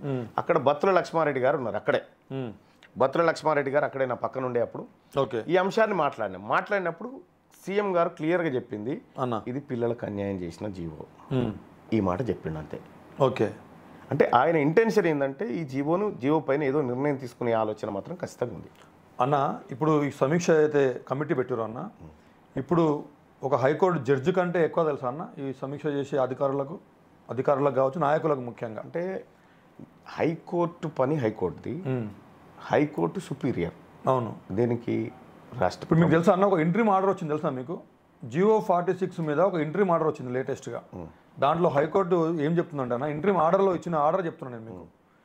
CD1 CD2 అని చెప్పి మీరే ఒక క్లాసిఫికేషన్, ఒక వర్గీకరణ చేసిర్రు. ఒక వర్గీకరణ, ఒక పోస్టుకు సంబంధించిన ఒక వర్గీకరణ జరిగిన తర్వాత దానిలో నుంచి మళ్ళీ డిస్ట్రిక్ట్ కట్ ఆఫ్లు పెట్టడం అనేది రాజ్యాంగానికి విరుద్ధం, ప్రెసిడెన్షియల్ ఆర్డర్కి విరుద్ధం. అది కాబట్టి అది పర్మిసబుల్ కాదు అనేటువంటి అంశాన్ని కూడా దాంట్లో పొందుపరచడం జరిగిందన్న. ప్రభుత్వాన్ని కూడా మీరు ముందుకు వచ్చి దీన్ని సెటిల్ చేసుకోండి అని కూడా చెప్పడం జరిగింది. ఒకవేళ ప్రభుత్వానికి నిబద్ధత ఉంటే ఈ అంశం మీద నిజంగానే 46 జియో అబద్ధకు నష్టం జరిగింది అని వాళ్ళు అనుకుంటే ఇమ్మీడియట్గా కోర్టులో ఎస్ మేము దీని మీద ఖచ్చితంగా పాజిటివ్గా ఉన్నాం, మీ ఇంట్రీమ్ ఆర్డర్ కోర్టే ఇచ్చింది, ఆ ప్రకారంగానే మేము అయితేనేమో స్టేట్ వైడ్ చేస్తాం, లేకపోతేనేమో CD1 CD2 ప్రకారంగానైనా చేస్తాం అని చెప్పి వెంటనే దీన్ని సెటిల్ చేయవచ్చు కదా అన్న. అంటే ఎప్పుడైనా కూడా ఏ అంశమైనా కూడా మనకు చాలా ఈజీగా కనిపిస్తూ ఉంటాయి కొన్ని. ఈ భూమి పంచాయతీ ఏమన్నా 1 గొలుసు వానికి పెట్టి కొలిచి ఇచ్చేదానికి అని ఎంత ఈజీగా ఉంటాయి. ఓకే, కోర్టు వ్యవహారాలు అంత ఈజీగా ఉండవు. మనం అనుకున్నంత ఈజీగా కోర్టు వ్యవహారాలు ఉండవు. మీరు ఇప్పుడు మనం చెప్తున్నట్టు ఇంట్రీమ్ ఆర్డర్ మధ్యాంతరమే, శాశ్వతం కాదు, మధ్యాంతరమే. అవును, మధ్యాంతర మీరు తలుచుకుంటే శాశ్వతం అయిపోతుంది. అది కావచ్చు, గవర్నమెంట్ కావచ్చు, శాశ్వతం అయిపోతుంది. అది కావచ్చు. ఎందుకు శాసనసభ కూర్చొని చట్టం చేస్తే అయిపోతుంది కదా, శాసనసభ కూర్చొని చట్టం చేస్తే అయిపోతుంది కదా, చట్టాన్ని ఏ కోర్టు ఏం వ్యతిరేకించడానికి లేదు కదా. అవును, అంటే నేను ఒకటి ఏమంటున్నానంటే రాష్ట్ర ప్రభుత్వం కూడా దీనిపైన ఖచ్చితమైనటువంటి నిర్ణయం తీసుకునే దశలోనే ఉంది. అందుకోసం వేచి చూస్తుంది తప్ప ఏదో ఎవరికో అన్యాయం చేయాలని దాని నుంచి ఏదో తప్పించుకోవాలనేటువంటి ఉద్దేశం మరి ఎవరికి అప్పటి వరకు ఇప్పటికే 8-10 మంది చచ్చిపోయారు అన్న జియో 46 గురించి ఆత్మహత్య చేసుకుని చచ్చిపోయిన పిల్లలు చచ్చిపోయారు. ఎందుకంటే వానికి రిజర్వేషన్లు ఉన్నాయి, ఎస్టీలు ఉండి కూడా మీకు ఉద్యోగాలు రాలేదారా? సంవత్సరం 2 సంవత్సరాలు ఇంతకుముందు చెప్పినట్టుగా వాడు ఇంట్లో ఉన్న డబ్బులు మొత్తం తీసుకొని పోయి అప్పు చేసి ఆ టైం పెట్టి వాళ్ళకు ఇక మాకు ఇప్పుడు ఆల్రెడీ మెయిన్స్ అయిపోయింది, ఇప్పుడు మాకు మెయిన్స్ అయిపోగానే మాకు జాబ్ వస్తుంది, నాకు ఇన్ని మార్కులు వస్తున్నాయి, కట్ ఆఫ్లు చూసుకుని నాకు జాబ్ వస్తుందని చెప్పి వాడు అప్పులు చేసిన వాళ్ళకి చెప్పుకొని పెట్టిండు. ఇప్పుడు అటేమో వాడు అప్పు కట్టలేకపోతుండు, ఇటేమో డ్యూటీ ఎక్కలే, వాడు ఎవరికి జవాబు చెప్పుకోవాలని తెలియదు. అంటే ఒకటి బయట ఉద్యోగం రాలేదని చెప్పి వాడిని తెప్పి పొడుస్తూ ఉంటారు పూర్తిగా. ఇప్పుడు ఒక్కొక్క నిమిషం అన్న ఈ జియో 46 వల్ల జరిగే ఒక్కొక్క నిమిషంలో ఒక్కొక్క జీవితం అంతం అయ్యే అవకాశాలు ఉన్నాయి. దీన్ని ఇమ్మీడియట్ గా ఎందుకు సాల్వ్ చేయలేకపోతున్నారు అన్న? ఇప్పుడున్నటువంటి పరిస్థితిలో ఇప్పుడు మనం ఏ చిన్న పని చేయాలన్నా ఎలక్షన్ కమిషన్ ఆఫ్ ఇండియా అనుమతి తప్పనిసరి ఇప్పుడున్న పరిస్థితిలో. ఎందుకంటే మనకు కోడ్ వచ్చి కూడా దాదాపు 2 నెలలు కావస్తుంది ఈ ఎలక్షన్ కోడ్ వచ్చి. ఈ పరిస్థితుల్లో నిర్ణయం తీసుకునే పరిస్థితి ఉండదు. మీరు అధికారంలో ఉన్నా నిర్ణయం తీసుకోమని అనట్లే, ఒక స్టేట్మెంట్ అయితే ఇప్పుడు మీరు ఎట్లయితే నిన్న ఆస్తులు మొత్తం అప్పగిస్తున్నాను స్టేట్మెంట్ ఇచ్చారు కదా, కేసీఆర్ లాగా ఉంటే నోటి మాటలు 20 చెప్పు ఈ పాటికి, కానీ బాధ్యతతో ఉన్నటువంటి వాళ్ళం, బాధ్యత గల ప్రభుత్వం. ఇప్పుడు కేసీఆర్ ఏం చేసిండు, ఓసారి పండిట్లు తర్వాత పీఈటీలు అప్గ్రేడైజేషన్ అని పెట్టిండు, జీవోనే రిలీజ్ చేసిండు, జీవో నెంబర్ 15 అనుకుంటుంది. వాళ్ళ తోటలో ఎంగనే జీవో లేదు కాగితం చెప్పేసిండు. ఆ కార్యక్రమాలు చేసే ప్రభుత్వం ఇప్పుడు లేదు. ఇప్పుడు చేసేటువంటి ప్రభుత్వం బాధ్యతతో ఉన్నటువంటి ప్రభుత్వం. మేము చేస్తే పక్కడబందీగా పక్కాగా ఎవరికే ఇబ్బంది కలగకుండా చేయడానికి కోసం మాత్రమే అక్కడ క్యాబినెట్ సబ్ కమిటీ కానీ లేకపోతే ముఖ్యమంత్రి గారు ఆలోచన కానీ ఉంది. ఇప్పుడు కేసీఆర్ ఇప్పుడు ఎంతసేపు ఒక్క నిమిషం అన్వర్ గారు మేమేదో గట్టెక్కాలనుకుంటే ఒక ప్రకటన చేస్తే చాలా సింపుల్ అది, కానీ తప్పు. నువ్వు ఏం చేయాలనుకుంటున్నావు నిర్దిష్టంగా చేసి చూపెట్టు, అప్పుడు ప్రజలు నమ్ముతారు. ఇప్పుడు నేను రద్దు చేస్తున్నాను మీరు ప్రకటన ఇవ్వకండి అన్న, కానీ మీరు దీన్ని 100% జియో 46 అనేది నిరుద్యోగులకు అన్యాయమైనటువంటి జీవో, దాన్ని ఖచ్చితంగా దానికి మేము విరుద్ధము, దానికి మా పార్టీ విరుద్ధం. దాని మీద కోర్టు ఏదైతే ఆర్డర్ ఇస్తుందో కోర్టు ఇచ్చినటువంటి ఆర్డర్కు అనుకూలంగానే మేము మీకు ఖచ్చితంగా న్యాయం చేస్తాం. జియో 46 అభ్యర్థులారా మీరు ఏమి టెన్షన్ పడకండి, మీకు మేమున్నా, మీరు ఎవరి దగ్గరికి పోవాల్సిన అవసరం లేదు అని చెప్పి మీరు ఒక ఖచ్చితమైన ప్రకటన చేయగలుగుతారన్న? ఒక విషయం ఏం చెప్తానంటే ఇది ఖచ్చితమైన ప్రకటన కోర్టు ఆధీనంలో ఉండే చేయమంటున్నా నేనేమంటున్నా, కోర్టు ఏం చెప్తుంది అనేది కోర్టు వ్యవహారం, కానీ మీరు ఖచ్చితమైన ప్రకటన చేయమంటారు. ఈ ఖచ్చితమైన ప్రకటనలు చేసి మేనిఫెస్టోలో పెడితేనే ఇప్పుడు ఆ చర్చ.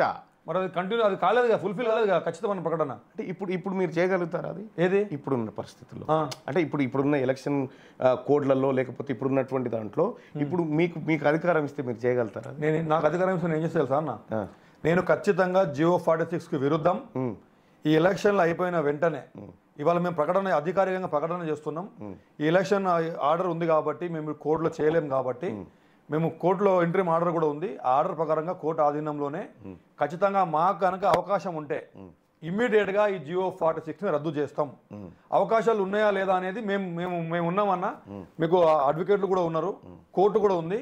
ఖచ్చితంగా మీకు ఎలాంటి ఇబ్బందులు లేకుండా, మీకు ఒక్క పర్సెంట్ కూడా ఇబ్బంది లేదన్నా. చేయాల్సింది ఏంటంటే నిజంగానే నిరుద్యోగం నష్టపోయారు నేనేమంటున్నా అని చెప్పి మీరు నమ్మిరు కాబట్టి దాన్ని ఇంప్లిమెంట్ చేయమని చెప్తున్నాం అంతే. మీరు చెప్తారు కానీ మేము ఎలక్షన్ కంటే బిఫోరే చెప్పినాం ఈ మాట. ఎలక్షన్ కంటే బిఫోరే కాంగ్రెస్ పార్టీ తన స్టాండ్ చెప్పింది జియో 46 పైన. గౌరవ్ ఇప్పుడున్నటువంటి ముఖ్యమంత్రి గారే చెప్పిండు, మా స్టాండ్ అప్పుడు ప్రజల ముందు ఉంది, అదే స్టాండ్ కట్టుబడి ఉంది. ఇప్పుడు మీరు అవకాశం ఉంటే రద్దు చేస్తారా? ఎందుకు రద్దు చేయం? ఖచ్చితంగా జియో 46 అవకాశం ఉంటే మాత్రం 1% అవకాశం. హైకోర్టు ఇది రద్దు చేయాల్సిందంటే ఇమ్మీడియట్ గా రద్దు చేసి పారేస్తుంది గవర్నమెంట్. హైకోర్టు రద్దు చేయాల్సిందే అంటే కాదన్నా. ఇప్పుడు ఒక కేసు అవుతుందన్నా, నేనేమన్నా చిన్న మాట చెప్తాను, ఒక కేసు అయిందన్న, ఏదో ఒక కేసు, అది భూమి పంచాయతీ కావచ్చు, క్రిమినల్ కేసు కావచ్చు అన్న, కోర్టు నడుస్తుందన్న. ఇప్పుడు ఇద్దరు మ్యూచువల్గా మేము కాంప్రమైజ్ అయినాం అనుకుంటే అన్న, రేపటికి రేపు ఎలక్షన్ అయిపోయిన వెంటనే, కోడ్ అయిపోయిన వెంటనే ఇమీడియట్గా 1 డేలో అయిపోతుంది అన్న. నేనేమంటున్నా, నేను ముఖ్యమంత్రి గారితో మాట్లాడిపించేటోని, అవును, కానీ కోడులో ప్లస్ పూర్తి స్థాయిలో హైకోర్టు ఏం చెప్తుందో తెలుసుకోకుండా సరే వ్యక్తిగతంగా అభిప్రాయం ఉండొచ్చు. ముఖ్యమంత్రి ఆర్డర్ ఉందన్న, నేను ఇస్తాను మీకు. ముఖ్యమంత్రి గారికి వ్యక్తిగతమైన అభిప్రాయం ఉండొచ్చు, కానీ రేవంత్ రెడ్డి గారికి ఉండొచ్చు, కానీ ముఖ్యమంత్రి గారికి వ్యక్తిగత అభిప్రాయాలు ఉన్నాయి. ముఖ్యమంత్రి గారి చుట్టూ ఒక వ్యవస్థ ఉంటుంది. అవును. ఆ వ్యవస్థ పరిధిలో ఆయన వ్యవహరించాల్సి ఉంటుంది. నేనేమంటున్నా, కాంగ్రెస్ పార్టీ క్లియర్గా కాంగ్రెస్ పార్టీ క్లియర్గా జీవో 46 కు విరుద్ధం అని ప్రకటించింది, గతంలో కూడా చెప్పింది. ఆ మాట కట్టుబడి ఉంది. ఇప్పుడు జియో 46 రద్దు అయితే ఇప్పటికే ట్రైనింగ్ స్టార్ట్ అయిపోయింది. మరి జియో 46 రద్దు అయిన తర్వాత ఎవరైతే కొంతమంది పిల్లలు ఇన్ అవుతున్నారో మరి వాళ్లకు ఖచ్చితంగా అపాయింట్మెంట్ ఆర్డర్లు ఇచ్చి వాళ్ళను మళ్ళీ ఇదే బ్యాచ్లో సీనియారిటీ, వాళ్ళ సీనియారిటీ కూడా మిస్ కావద్దు. నువ్వు ప్రభుత్వాలు చేసిన తప్పుకు పిల్లలు నష్టపోవాలి కాబట్టి వాళ్ళ సీనియారిటీ కూడా కలిపి ఇదే బ్యాచ్లో కంటిన్యూ అయ్యేలాగా చేయగలుగుతారన్నా? ఖచ్చితంగా అవకాశం వస్తే ఈ పని చేయగలుగుతాం మేము. అవకాశం వస్తే ఈ పని చేయగలుగుతాం. ప్రజలకు ఒకసారి చెప్పండి. అదే పెట్టుకుంటారు, చూస్తారు అందరూ. ఖచ్చితంగా ప్రభుత్వానికి అవకాశం వస్తే ఈ పని చేయగలుగుతాం. చేయకపోతే రీకాల్. ఇంకో విషయం చెప్తా ఉన్నా చూడు. ఇప్పుడు మీరు అన్నారు మధ్యాంతరంగా వీళ్ళ బతుకులు ఎట్లా అన్నారు. పల్లా రాజేశ్వర రెడ్డి రాజీనామా చేసి వెళ్ళిపోతే మధ్యాంతరంగా వచ్చిన ఎన్నిక కాదా ఇది? అవును, మధ్యాంతరంగా వచ్చిన ఎన్నిక కాదా? రాజీనామా చేసి వెళ్ళిపోతే ప్రతిదానికి ఒక మార్గం ఉంటుంది, ప్రతిదానికి ఒక ఆన్సర్ ఉంటుంది. ఓకే, ఆ విధంగా చేసుకుంటూ ముందుకు పోతారు. 98 డిఎస్సి బాధితులు, 2008 డిఎస్సి బాధితులు ఇప్పటి వరకు వాళ్ళకి పోస్టింగ్ లేవు, కానీ వాళ్ళ అర్హులు. అవును. కానీ ఇప్పుడున్నటువంటి పరిస్థితుల్లో వాళ్ళు ఏం కోరుతా ఉన్నారు, మాకు పూరా సర్వీస్ కాదు, ఒక సర్టన్ సర్వీస్ డిసైడ్ చేయని చెప్తా ఉన్నారు. చాలా గ్యాప్ వచ్చింది, చాలా టైం అయింది కాబట్టి వాళ్ళు అట్లా అడుగుతున్నారు. మధ్యాంతరంగా ప్రభుత్వము నెగోషియేట్కి వెళ్ళిపోతుంది. అప్పుడు అంటే వాళ్ళని కన్విన్స్ చేస్తూ అనేక కార్యక్రమాలు చేసింది ఇది వరకు కూడా. కాబట్టి ఇట్లాంటివి చేస్తూ ఉంటుంది. ఇక్కడ ఇప్పుడు మీరు చెప్పినంత ఈజీగా మేము చెప్పే పరిస్థితి నేను ఈజీగా చెప్తున్నాను. నేను అనేది యూ మీన్స్ మీరు కాదు, కొంతమంది చెప్పేటువంటి విషయాలు చేయాలిగానే కాగితం చింతలేరు ఇంకా అని అంటారు. దానికి ఉండే ప్రాసెస్, దానికి ఉండేటువంటి వ్యవహారం ప్రభుత్వానికి తెలుసు, ఆ భారం మోస్టోనికి తెలుసు కదా అన్న. రెండో విషయం మీరు ఇంకా 1,00,000 మాట్లాడినా తీన్మార్ మల్లన్న 046 కు వ్యతిరేకం రాసి పెట్టుకో. ఓకే, మీరు రేపొద్దున జీవో 46 పైన మండలిలోకి బిల్లు వస్తే ఆ బిల్లును వ్యతిరేకించబోతుండే తీన్మార్ మల్లన్న. అంటే రద్దు చేయాలని సపోర్ట్ చేయబోతున్నారు. అంతే, రద్దు చేయాలని సపోర్ట్ చేయబోతున్నారు. చేస్తాం 100%. ఒకవేళ మీరు రేపొద్దున గెలిచిన, ఎలక్షన్స్ అయిపోయిన తర్వాత గెలిచినా గెలవకపోయినా ఈ మాట మీద కట్టుబడి ఉంటారా? ఉండకపోతే రైట్ టు రీకాల్ దానికి ఒకటి అన్వర్ గారు, నేను కట్టుబడి ఉంటానా లేదా అనేది నా అంతరాత్మ, నా శరీరానికి సంబంధించిన అంశం. మీరు డిమాండ్ చేస్తే కాదు, ఇన్బిల్ట్ గా చెప్తున్నా, ఇన్బిల్ట్ గా చెప్తున్నా. అది మీరు డిమాండ్ చేస్తే కాదు, నా అంతరాత్మ డిమాండ్ చేస్తుంది చెప్తున్నా. ఓకే, నా అంతరాత్మ డిమాండ్ చేస్తుంది కాబట్టి చెప్తున్నా. 46 జీవో రద్దు చేయకూడదని బిల్లు వస్తే దాన్ని వ్యతిరేకిస్తా. రద్దు చేయకూడదు బిల్లు రాదు ఎట్టి పరిస్థితుల్లో. ఒకవేళ దానికి సంబంధించి 46 జీవో కొనసాగించాలనేటువంటి అమెండ్మెంట్ ఏమైనా చేస్తే దాన్ని వ్యతిరేకిస్తాను. ఖచ్చితంగా వ్యతిరేకిస్తారు. వ్యతిరేకించకపోతే రైట్ టు రీకాల్. ప్రత్యక్ష ప్రసారంలో చూస్తూనే మాట్లాడేదా? ఎందుకు అడుగుతున్నా అంటే ఇంతమంది ఒక మాట చెప్పారు మీరు, ఎలక్షన్స్ టైంలో మేము ఇచ్చేటువంటి వాగ్దానాలు ఏవైతుంటే ఆ ప్రకారంగా ఇస్తాము, కానీ ఆ తర్వాత దాన్ని మళ్ళీ ఇంప్లిమెంట్ చేయాలంటే నా అంచనా ప్రకారం నాకు కూడా గౌరవ ముఖ్యమంత్రి గారు అవకాశం ఇయ్యడు. నాకు తెలిసి ఆయన నిర్ణయం తీసుకుంటాడు. నాలాంటి వాడి దాకా కూడా అవకాశం రానియడు, నాకు ఉన్నటువంటి ఆయన ఆలోచన ప్రకారం. కాకపోతే ఏంటంటే తీన్మార్ మల్లన్న ప్రజల పక్షపాతి అని చెప్పడానికి ఇంకొక ఉదాహరణ కూడా చెప్తాను. నేను నామినేషన్ వేసే రోజే నా పక్కన కోమటిరెడ్డి వెంకటరెడ్డి గారు మంత్రి ఉన్నారు. మంత్రి ఉంటే నేను నామినేషన్ సంగతి పక్కకు పెట్టి ఈ జీవో 46 బాధితులది ఎప్పుడు తేలుతారు సార్, ఇంకా ఎన్ని రోజులు వీళ్ళు బాధపడాలి, ఇంకా ఆడ క్వశ్చన్ చేసిన నేను ఆయనని. ఆయన అనివార్యంగా సమాధానం చెప్పాల్సిన పరిస్థితి క్రియేట్ చేసిన, ఎవరికి? ప్రజలకి. కాబట్టి నేనేమంటున్నా, తీన్మార్ మల్లన్నకు ఈ ఎమ్మెల్సీ పదవి రాగానే ఇవన్నీ బంద్ చేసి ఏమీ బంద్ కావు. మీరు గుర్తుపెట్టుకోరి, తీన్మార్ మల్లన్నకు ఎమ్మెల్సీ లక్ష్యం కాదు.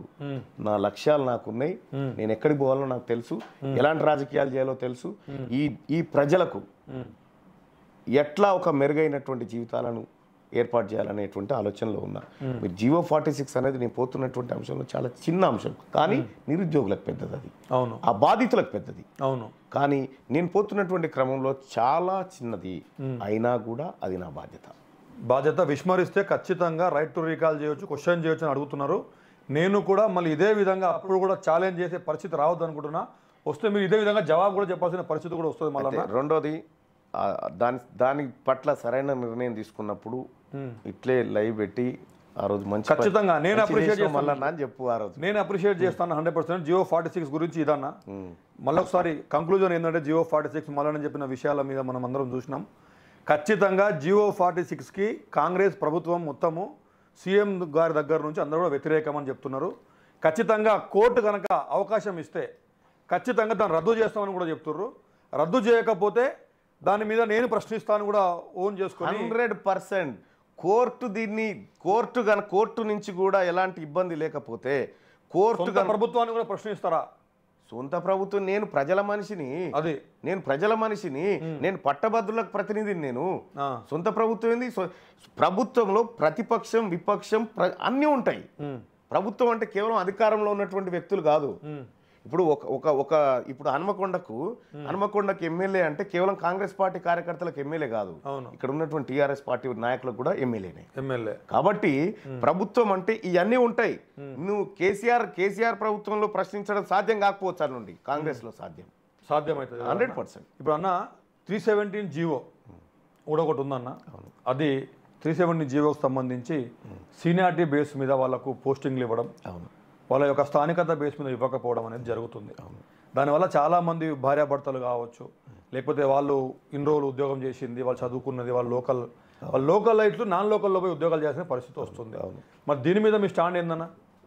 3170 అతి త్వరలోనే దానికి స్వస్తి పలకపోతుంది తెలంగాణ ప్రభుత్వం ఖచ్చితంగా 100%. ఓకే, నో క్వశ్చన్ అన్న. ఒక చిన్న నాకు ఒక పర్సనల్గా ఒకటి నాకు నచ్చలేదని ఏంటంటే, మీ పక్కకు ఒక వ్యక్తి ఉంటాడు, ఆయన పేరు నాకు గుర్తుకులేదు. ఓకే, సమ్ పర్సన్ మీ పక్కకు మీతో పాటుగా న్యూస్ అవుతూ ఉంటారు మీరు లేనప్పుడు. ఆ వ్యక్తి అన్న జియో 46 అభ్యర్థులు ఫోన్ చేసినప్పుడు సమస్యలు ఉంటే ఫోన్ చేయమని మీరే చెప్తారు. ఫోన్ చేసినప్పుడు ఆ వాయిస్ కాల్ కూడా ఉందన్న. దొంగ కొడుకులు మీరు,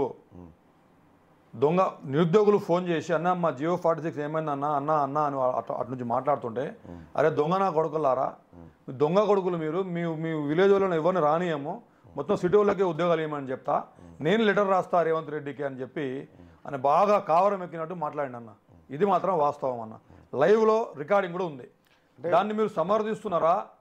దాన్ని మీరు ఏమంటారు? దాని మీద మీ స్టాండ్ ఏంది? రైట్, ఒకటి ఆ లైవ్లో స్క్రీన్ పైన జరిగేటువంటి ప్రతి యాక్టివిటీకి తీర్మార్మలన బాధ్యత వహిస్తాడు.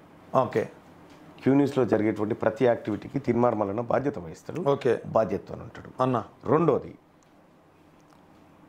అయితే అక్కడ ఉన్నటువంటి ఒక పర్సన్, అందరు కాదు పాపం, ఆయనని ఇరిటేట్ చేసినారు. ఏమంటాడంటే, మమ్మల్ని ఆడికి వస్తే మెడల్ పట్టి బయటికి గెంటేసినారు అనేటువంటి ఏదో చెప్పారు. ఒక చిన్న క్లిప్ కానీ ఇట్లా నెట్టేసినట్టు లేకపోతే ఏదన్నా ఒకటి ఉంటే అది నా ఆఫీస్ ప్రిమిసెస్ కాబట్టి నేను అపాలైజ్ చేస్తాను, నేను ఒప్పుకుంటుంది అన్న.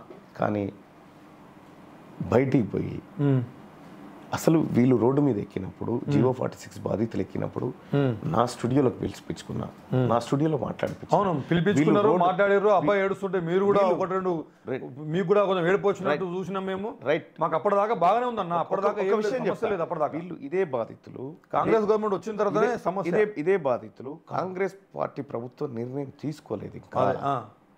అంటే మీతో అంటున్నా నేను విషయం చెప్పి, మీతో మాకు అప్పటిదాకా సమస్య లేదు.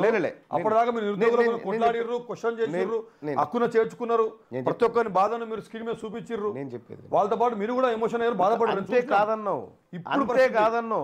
అంతేకాదు మేము చేసింది అది స్క్రీన్ మీద, బిహైండ్ ద స్క్రీన్ చేసినటువంటి విషయం కూడా నాకు ఎప్పుడు చెప్పుకోవాలనిపించలే, చెప్పుకోను కూడా.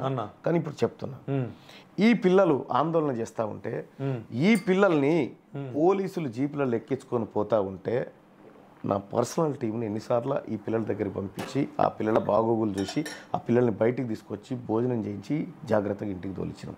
ఇవన్నీ నేను ఎప్పుడు చెప్పుకోను కూడా. కానీ ఇప్పుడు నువ్వు అడిగినావు కాబట్టి చెప్తావు. ఓకే, ఎంత బాధ్యత ఉంటే, ఆ ప్రజల పట్ల ఎంత ప్రేమ ఉంటే మేము ఎంటర్ అవుతాం, ఎందుకు చేస్తాం అట్లా. రెండోది, ఇప్పుడు సుదర్శన్ విషయానికి వస్తే, సుదర్శన్ ఇట్లా అన్నాడు అట్లా అన్నాడు అని చెప్తా ఉన్నారు. కానీ సుదర్శన్ని తిట్టినటువంటి మాటలు ఆయన ఎప్పుడని చెప్పకుండా ఎట్లా తిట్టారు తెలుసా అన్న పాపం ఆయన్ని. నేనెందుకంటే మనకేందంటే వాళ్ళకి ఏ పర్టికులర్ బిట్గా ఉన్నా అది రికార్డ్ చేసుకున్నట్టు నాకు తెలియదు. సరే, ఇఫ్ అట్లా కూడా 46 జీవో బాధితుడు హర్ట్ అయిన ఉంటే అతని తరఫున నేను క్షమాపణ చెప్తున్నా.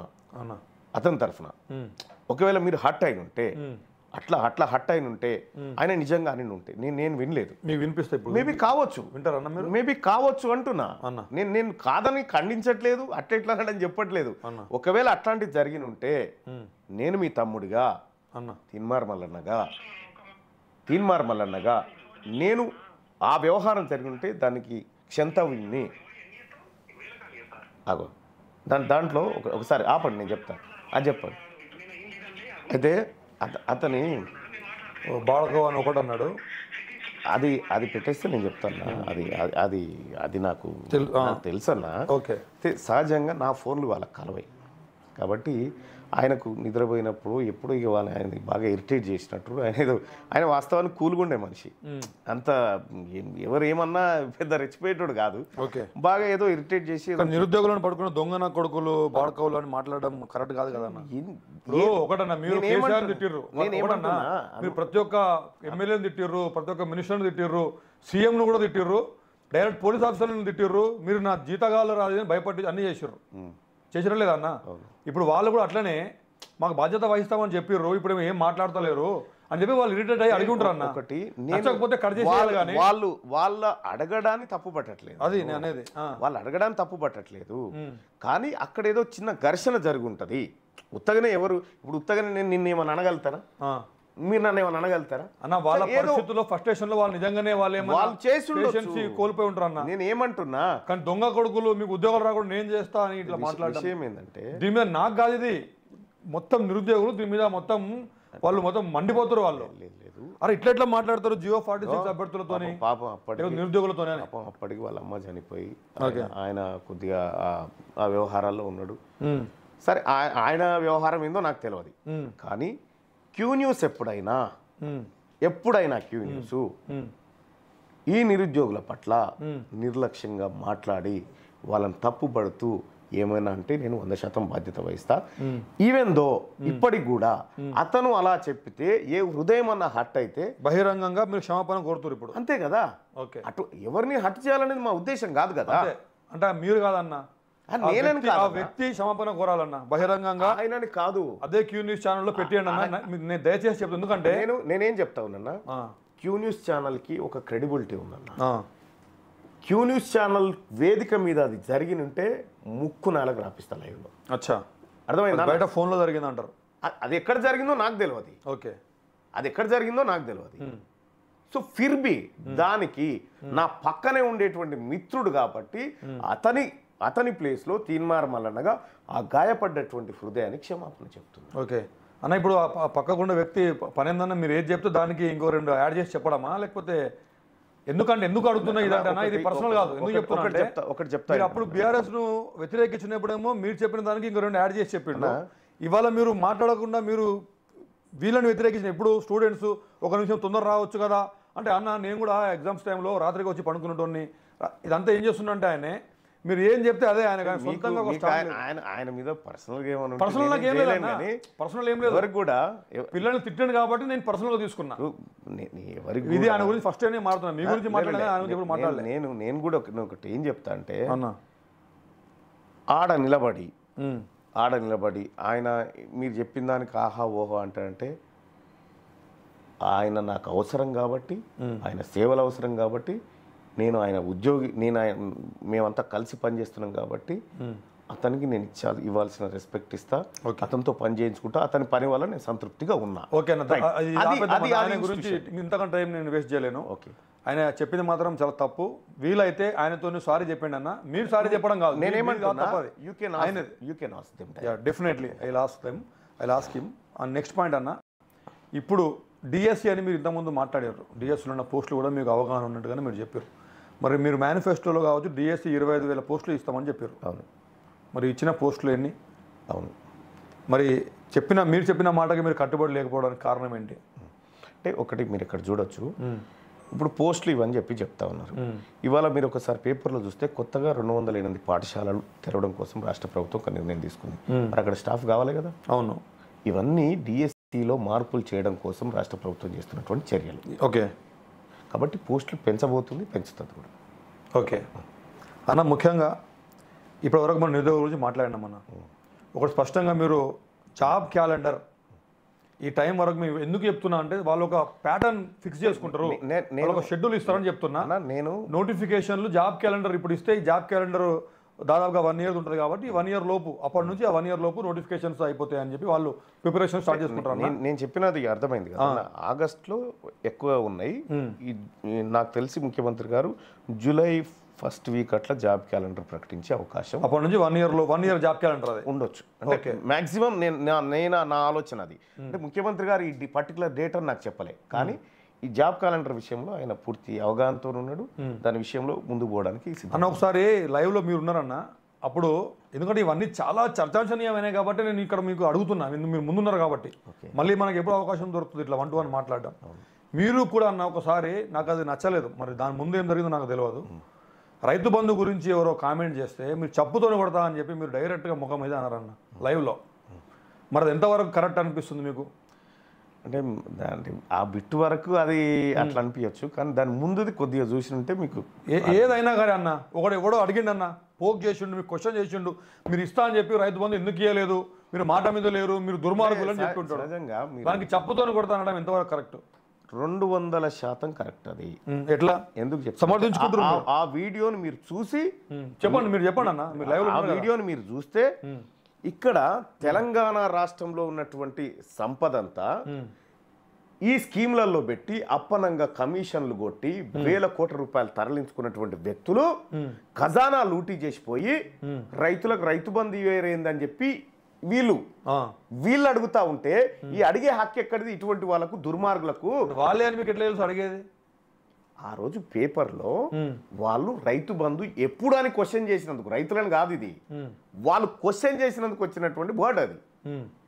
దానికి కేటీ రామారావు ఆడికే బిట్టు కట్ చేసుకొని పాపం ఆయన నయనానందం కోసం ఆయన ఇక ఏదో ప్రాపగండా ఇక ఇప్పటితోటి అయిపోయింది అంటే ప్రజలను ఉద్దేశించి చెప్పింది కాదంటారు.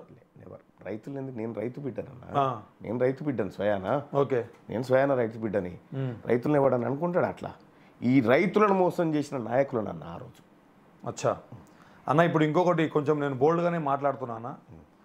తీన్మార్ మల్లన్న ఒక దుర్మార్గుడు, ఒక బ్లాక్ మెయిలర్, ఒక పొలిటికల్లీ అందరినీ బ్లాక్మెయిల్ చేస్తూ ఒక పొలిటికల్ బ్రోకరిజం చేస్తున్నాడు అని చెప్పి ప్రజలు కొంతమంది అనుకుంటున్నారు అన్న. దానికి మీరు డైరెక్ట్గా ఏం చెప్తారన్న? మీ ఫోన్ తీసుకోండి, మీ దగ్గర ఉన్నటువంటి కాంటాక్ట్స్ కానీ ఈ రాష్ట్రంలో ఎవరికైనా ఫోన్ చేసి తీన్మార్ మల్లన్న బ్లాక్ మెయిలరు అని మీకు నచ్చిన ఫోన్ ఒకటి చెప్తున్నాను నేను, దానికి ఇది కంక్లూడ్ కానీ ఫోన్ చేసి తీన్మార్ మల్లన్న బ్లాక్ మెయిలర్ అని చెప్పినావు కదా, ఒక చిన్న ఆధారం ఇవ్వమని అడుగు, నేను వెయిట్ చేస్తా. Okay, call Teenmar Mallanna blackmailer, ఇగో ఇది ఆధారము అని ఆయన దగ్గర నుంచి తెప్పించి నాకు చూపి ఇప్పుడు. ఓకే, చూపిస్తా, వినన్నా, నేను చెప్పేది వినండి. ఇది ఇప్పుడు ఇంతకుముందు మీ ఆ పక్కకున్న వ్యక్తి ఎవరో చెప్పిన మాట నేనే అడిగినది అన్న, నాకు ఇది నచ్చలేదని చెప్పిన. ఇది బయట నడిచేటువంటి ఒక టాక్ మీకు చెప్పే దానికి మీరు దానికి మీరు చెప్పేటువంటి ఎక్స్ప్లెనేషన్ మీరు చెప్పండి. ఫస్ట్ పాయింట్, దాన్ని మీరు ఎక్స్ప్లెనేషన్ ఏందో అది చెప్పండి అని. నేను ఏమంటున్నా, నిరాధారమైనటువంటి ప్రశ్నకు అబద్ధానికి ఆన్సర్ చేయాల్సినటువంటి అవసరం లేదు. మరి అలాంటిది ఫస్ట్ ఆఫ్ ఆల్ నీవు క్వశ్చన్ వేసేటప్పుడు ఇది ఆధారము, నా దగ్గర ఉన్నటువంటి పర్టికులర్ ఆధారం ఇది, ఈ ఆధారంగా నేను క్వశ్చన్ అడుగుతున్నాను, ఒకటి సంపాదించి నాకు చెప్పు అంటున్నా. ఇప్పుడు ఆధారం నేను ఒకటి చెప్తాను, దానికి కొలాబరేట్ చేసుకుంటూ నేను ఇంకో ప్రశ్న అడుగుతున్నా. బ్లాక్ మెయిలరు అనేటువంటిది మీరు ఉచ్చరించారు, అవును, దానికి ఇప్పుడు ఆధారం చెప్పు. నాకు చెప్తా, దానికే చెప్తున్నా. మీరు బ్లాక్ మెయిల్ చేసి డబ్బులు సంపాదిస్తున్నారు. ఆనాడు నా దగ్గర డబ్బులు లేవు, మీరు ఛాయ్ డబ్బులు ఇవ్వండి, మీరు బిచ్చమేసినాం అనుకోండి, మీరు 5 రూపాయలు 10 రూపాయలు వేయండి అని చెప్పి నేను అంగీలాగుతో నేను పాలిటిక్స్ చేస్తా అని చెప్పిన మల్లన్న ఇవాళ 100 కోట్లు సంపాదించిండు, పెద్ద పెద్ద కోట్ల కార్లలో ఎక్స్యూలో. ఇదంతా మీరు వినే ఉంటారు ఆల్రెడీ, నేను చెప్పేది కాదు, ఫస్ట్ అని చెప్పేది కాదు. అంటే నేను చాలాసార్లు సమాధానాలు చెప్పిన దీనికి, కానీ ఓకే, నేను పర్టికులర్ ఎందుకు అడుగుతున్నా అంటే దానికి సంబంధించి పర్టికులర్ ఆ క్వశ్చన్ సంబంధించి మీరు ఒకసారేమో నా దగ్గర అసలు డబ్బులు లేవు, నా దగ్గర దానికి నేను ఆధారం చూపిస్తా, నా దగ్గర డబ్బులు లేవు, మీరు అందరూ సపోర్ట్ చేయండి, నేను గొంతుకను అని చెప్పిర్రు. కట్ చేస్తే ఒక టీవీ ఛానల్ అడిగినప్పుడు మీ దగ్గర ఇంత పెద్ద ఎక్స్యూవీ కార్ ఎక్కడిది అనే క్వశ్చన్కి మీరు ఒక విరుద్ధమైన ఆన్సర్ చెప్పిర్రు. అక్కడ ఏంటంటే నాకు ఆల్రెడీ 1,50,000 జీతం ఉంది. మా వైఫ్ కూడా, అంటే నేను యాక్చువల్గా ఇంటి వాళ్ళ గురించి మాట్లాడకూడదు, ఒక్క బిట్ మాత్రమే మాట్లాడుతున్నా. మేడం కూడా ఆల్రెడీ గవర్నమెంట్ ఎంప్లాయీ కాబట్టి లక్షలలో శాలరీస్ ఉంటాయి. మరి ఇన్ని లక్షల రూపాయల మీకు శాలరీస్ నెలకు వచ్చినప్పుడు మీరు ఎన్నో సంవత్సరాలు చేస్తున్నారు కాబట్టి ఇన్ని లక్షల డబ్బులు ఉన్న తర్వాత కూడా మీరు మళ్ళీ ప్రజలను ఎందుకు అడిగిర్రు, నాకు డబ్బులు లేవు, నాకు మీరు హెల్ప్ చేయండి అని చెప్పి? రైట్. అంటే మీ ఫస్ట్ ఆఫ్ ఆల్ మీ క్వశ్చన్లో కొంచెం రాంగ్ ఉంది, అది కరెక్ట్ చేస్తాను నేను. చేయండి. నీ దగ్గర డబ్బులు ఉన్న తర్వాత ఎందుకు అడిగినావు? అవును. నేను ఉద్యోగం వదిలిపెట్టే నాటికి నా జీతం 2.5 లక్షలు. నేను ఉద్యోగం వదిలిపెట్టే నాటికి, వదిలిపెట్టి యూట్యూబ్ చేతిలో పట్టుకొని తిరిగి నాటికి 10,000 రూపాయలు కూడా కష్టమైనవి నాకు. 10,000 రూపాయలు కూడా కష్టమైనవి. 16,000 రూమ్ రెంట్ కూడా కష్టమైంది నాకు. ఒక్కడి ఆపుతున్నా. కార్ ఎక్కడి నుంచి కొన్నారని అంటే మీరు ఈ మాట చెప్పారు ఏంటి, నేను ఇన్ని సంవత్సరాలు ఇంత డబ్బులు సంపాదించినా నాకేం లేకుండా లేను, అదే డబ్బులతో కొన్నా అన్నట్టుగా మీరు చెప్పారు. లేలే, మీరు ఒకసారి వెరిఫై చేసుకోండి, అది మళ్ళీ చూసుకోండి. అయితే ఆడ ఏది కోకాపేట సమ్ ఏదో ఏరియాకి పోతే అయితే నేను ఎక్కాల్సిన కారు వెనక బురదలో ఇరికిపోతే ఆ భరత్ అని ఎవరు, ఇప్పుడు ఆయన పేరు, ఆయన కార్పొరేటర్, ఇప్పుడు తెల్లాపూర్ కార్పొరేటర్ భరత్, ఆయన కారు వచ్చింది. ఆయన ఎక్కన్నా అంటే ఎక్కిన ఆ ఫోటో తీసి అది ఏం కారు ఉండే, వెల్ఫేరా? కాదు, ఎక్కడ వెల్ఫేర్, ₹1,00,00,000 విలువైన కార్ అది. ఓల్వోనా ఓల్వో కార్ది ఫోటో వేసి, మీది కాదు అది? నా కారు కాదు, నా మన్ను కాదు. ఆ వెనక బురదలో ఆ కారు ఇరికిపోతే ఆడ బ్రహ్మంగారు భూమి కబ్జా పెట్టినంటే ఆడికి పోతే ఆ వెనక ఇరికిపోతే ఈయన లెక్కన్నా అంటే ఎక్కిన. మరి మీరు ఆ జవాబు అక్కడ చెప్పకుండా మీరు ఏమన్నారంటే అది నా కారు కాదన్న కూడా మాట అన్నారు. క్యూ న్యూస్ కార్ అని చెప్పారు అప్పుడు మీరు. అయితే మీరు అది పూర్తిగా వినట్లేరు, అందుకే కరెక్ట్ చేస్తాను. చెప్పండి. Q news car XUV 700 Q news, అది అర్థమైందా? నేను తిరిగేటువంటి కారు నాది కాదు, క్యూ న్యూస్ అంటున్నారు మీరు వేరు, క్యూ న్యూస్ వేరా? నో, మీరు చెక్ చేసుకోండి. క్యూ న్యూస్లో నేను ఎంప్లాయీని మాత్రమే. ఎంప్లాయా మీరు? ఎస్. ఓకే. ఎందుకంటే క్యూ న్యూస్ అనేటువంటి సంస్థ, దానికి డైరెక్టర్లు ఉన్నారు, దానికి ఒక వ్యవస్థ ఉంది. మీ ఇన్స్టిట్యూషన్కి ఎట్లా ఉంటుందో దానికి ఒక బాడీ ఉంటుంది. అయితే ఇక్కడ క్యూ న్యూస్ అనేటువంటి సంస్థ పర్టికులర్గా మేము తిరగడానికి XUV 700 కొనింది. ఆ XUV 700 క్యూ న్యూస్ పేరు మీదనే ఉంటుంది, పోయి చూసుకోండి అన్న. ఇప్పుడు జియో అనే వ్యవస్థ ఉందన్న, దానికి ఇప్పుడు అంబానీ ఫ్యామిలీ, అంబానీ ఉన్నాడు, ముఖేష్ అంబానీ ఉన్నాడు. ఇప్పుడు ఆయన దాని మీద వచ్చే ఆదాయం మొత్తం నాది కాదు, అది జియో అనే కంపెనీది అని చెప్పినట్టు మీకు తెలియదేమో కానీ తెలుసా నాకు. మీరు అడుగుతారు కాబట్టి ఉంటుంది కదన్న, షేర్స్ ఉంటాయి కదన్న, అడుగుతారు కాబట్టి ఇంకో డెప్త్కి పోతా. ఇప్పుడు అదొక వ్యవస్థ, క్యూ న్యూస్ అనేది ఒక వ్యవస్థ. ఆ వ్యవస్థ మీద వచ్చే రెవెన్యూ ఏదైతే ఉందో, మనం వెహికల్స్ కొన్నా, మీరు ఏది కొన్నా, ల్యాండ్లో ఒక 100 ఎకరాలు మీరు కొన్నా కూడా అది నాది కాదు వ్యవస్థ అనేది మీరు చెప్పొచ్చు. అది మీరు దాంట్లో ఉన్నటువంటి లాలో ఉన్నటువంటి ఏం లేవులే, ఒకటే జనాలు చెప్తున్నా. మీరు బాధ్యత తీసుకుంటే అవును ఇప్పుడు కొనొచ్చు అని తప్పేముంది. ఇప్పుడు 700 కొనే కాదు, పర్టికులర్ గా అది ఎక్కడదన్నప్పుడు ప్రశ్న నాదే. అవును భయ్, నాదే కార్ అది, నేను క్యూ డైరెక్టర్ ఫౌండర్ యొక్క కార్ అది, తిరగడానికి నీకు మనిషి అన్నాక నాకు కూడా కారు ఉంది. ఫస్ట్ ఆఫ్ ఆల్ మీరు దాన్ని డినై ఎందుకు చేసి మీరు దాన్ని తప్పుగా ఎక్స్పోజ్ అవుతారు అని నేను ఎవరి కోసమో సంతృప్తి పరచడం కోసం చెప్పింది కాదు. ఫస్ట్ భరత్ అడిగిన క్వశ్చన్ ఏంటంటే అప్పుడు జీ తెలుగులో, ఈ కార్ ఎవరిది? నాది కాదు. మరి నువ్వు పోతున్న కారు ఇది అంటే ఇది కంపెనీ కారు, ఈ కారులో నేను తిరుగుతా అని చెప్పిన. నీకు లేదా కారు అంటే నాది కాదు, కంపెనీ కారు అని చెప్పి ఆ తర్వాత ఇంటర్వ్యూ అయిపోయిన తర్వాత ఇంటర్వ్యూలో అంత చిల్లర ఎందుకని ఆర్సీ కూడా చూపించి కంపెనీ పేరు మీద ఉందని చెప్పి చూపించడం జరిగింది. అంతే తప్ప కానీ నీకు ఈ కార్ ఎక్కడిది, ఈ కార్, ఆ క్వశ్చన్ రాలే. ఈ 2 పర్టికులర్ క్వశ్చన్లకు సమాధానం. పాయింట్ కార్ గురించి కాదన్న, కార్ ప్రతి ఒక్క మనిషికి కావాలి, మీరు చేసే పనులకు కార్ ఉండొచ్చు, తప్పేం లేదు. ఏంటంటే ఆస్తి పాస్తుల గురించి, కారు గురించి అసలు యాక్చువల్ పాయింట్ కాదు. మీరు దాన్ని దాటేసే విధంగా మీ మాట్లాడే కన్ఫ్యూజన్, అక్కడ క్వశ్చన్ కి అదే ఆన్సర్. దాని వల్ల ప్రజలకు ఎందుకు ఏదో దాన్ని పర్టికులర్ గా ఆ ముక్కను మాత్రమే కట్ చేసి దానికి ఇంకోటి జత చేస్తే అర్థం మారిపోతుంది. నువ్వు వాస్తవం ఏందో పూర్తిగా చూస్తే దాన్ని నీకు అర్థమవుతుంది. ఓకే అన్న, నేను ఒక 2 స్టేట్మెంట్ చెప్తాను. ఇప్పుడు మీరు ఏ స్టేట్మెంట్ కట్టుబడి ఉంటారో చెప్పండి అన్న. స్టేట్మెంట్ నెంబర్ 1, ప్రజలకు అన్నీ తెలుసు, ప్రజలు అన్నీ గమనిస్తూ ఉంటారు, ప్రజలకు అంతా అర్థమవుతుంది, దాన్ని బట్టే వాళ్ళు నిర్ణయం తీసుకుంటారు రేపు రాబోయే రోజుల్లో. అలా నిర్ణయం తీసుకున్నారు కాబట్టే కాంగ్రెస్ గవర్నమెంట్, కాంగ్రెస్ పార్టీ గెలిచింది, ఇవాళ ప్రభుత్వంలో ఉన్నది. ఫస్ట్ స్టేట్మెంట్ అన్న ఇది.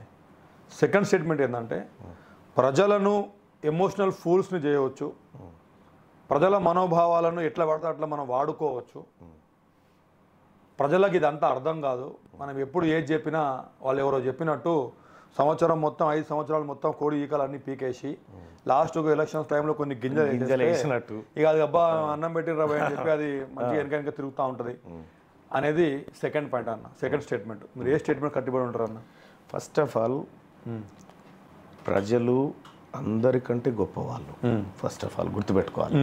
ఈవెన్ మీకంటే నాకంటే, అవును డెఫినెట్లీ మీకంటే నాకంటే కూడా ప్రజలే గొప్పవాళ్ళు. మనం చాలా చిన్న వాళ్ళం. అవును. అంత పెద్ద వాళ్ళని అంత చిన్నగా ఒక కేటగిరీలోకి పడేసి వాళ్ళు అత్యల్పులు అనేటువంటి ఆలోచన వస్తుంది చూడు, అది ఎవరికి వస్తుంది తెలుసా? ఆ ఆలోచన ఎవరికి వస్తుంది అంటే ఈ ప్రజల్ని మోసం చేయాలనుకునేటువంటి వ్యక్తులకు వస్తుంది. ఓకే. నా దృష్టిలో ప్రజలు సూపర్ పవర్. ఓకే. ప్రజలు నాకంటే పెద్దవాళ్ళు. ఇక్కడ ఉన్నటువంటి పట్టభద్రులు కానీ లేకపోతే ఇంకెవరైనా కానీ వాళ్ళే సూపర్ పవర్. తీన్మార్మలన్న చాలా చిన్నోడు. ఓకే. ఈ విషయం నాకు తెలుసు. మరి ఇంతకు ముందు మీరు ఎమ్మెల్సీగా ఉన్నప్పుడు మీకు అసలు నాకు తెలిసి 1% కూడా నెగిటివిటీ లేదన్న. మరి అదే ప్రజలు మీరు ఏదైతే ప్రజలు సూపర్ పవర్ అన్నారో, ప్రజలు ఎక్కడా నెగిటివ్ లేరు. నేను గ్రౌండ్ లో ఇప్పుడు మీ కామెంట్లు ఒకటి చెప్తాను, నాకు తెలుసు. ఇప్పుడు మీ కామెంట్లలో ఇంతకు ముందు మీరు కామెంట్లు చదివి దాన్ని విశ్లేషించేవాళ్ళు. కామెంట్లలో మీకు సపోర్టు వేరే వాళ్ళకు ఆపోజిట్గా వచ్చేది కాబట్టి మీరు దాన్ని ఒక్కొక్క కామెంట్ని విశ్లేషించేటోళ్ళు. ఇప్పుడు ఒకనొక దశలో కామెంట్లను బంద్ చేసే పరిస్థితి వస్తుంది. అంటే ఒక విషయం చెప్తాను, క్యూనిస్ ఎప్పుడు కామెంట్లను బంద్ చేయదు ఫస్ట్ ఆఫ్ ఆల్.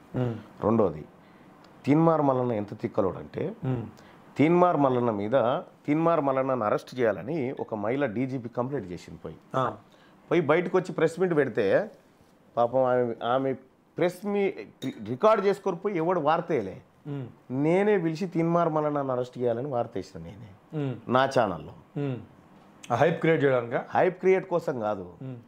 ఆ తర్వాత ఆమె వచ్చి కూర్చొని మాట్లాడితే ఏందన్న ఇట్లా చేశారంటే, ఈ మీడియా అక్కడ ప్రెస్ మీట్ పెట్టి వాళ్ళకు 10వ 11వ ఇస్తే వాళ్ళు కవర్ చేస్తారు తల్లి, లేకపోతే కవర్ చేయరు.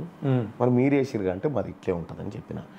ఇదొకటే కాదు, ఒకానొక సందర్భంలో ఒక వర్గం వాళ్ళు వచ్చి, నేను 10 టీవీలో పనిచేస్తున్నటువంటి సందర్భంలో వాళ్ళు కింద ధర్నా చేస్తారు మల్లన్న అరెస్ట్ చేయాలని. ఆ వార్త నా వార్త నేనే చదివిన, మల్లన్న అరెస్ట్ చేయాలని. చూసిన కొన్ని మీద నెగటివ్ ఉన్నాయి కూడా. మీరు మీ విషయం ఏంటంటే తీన్మార్ మల్లన్న దేనికో భయపడి నిజంగా నా అంతరాత్మ శుద్ధిగా ఉన్నన్ని రోజులు ఏదో నన్ను ఏమో చేస్తుందని నేను భ్రమపడను. ఓకే.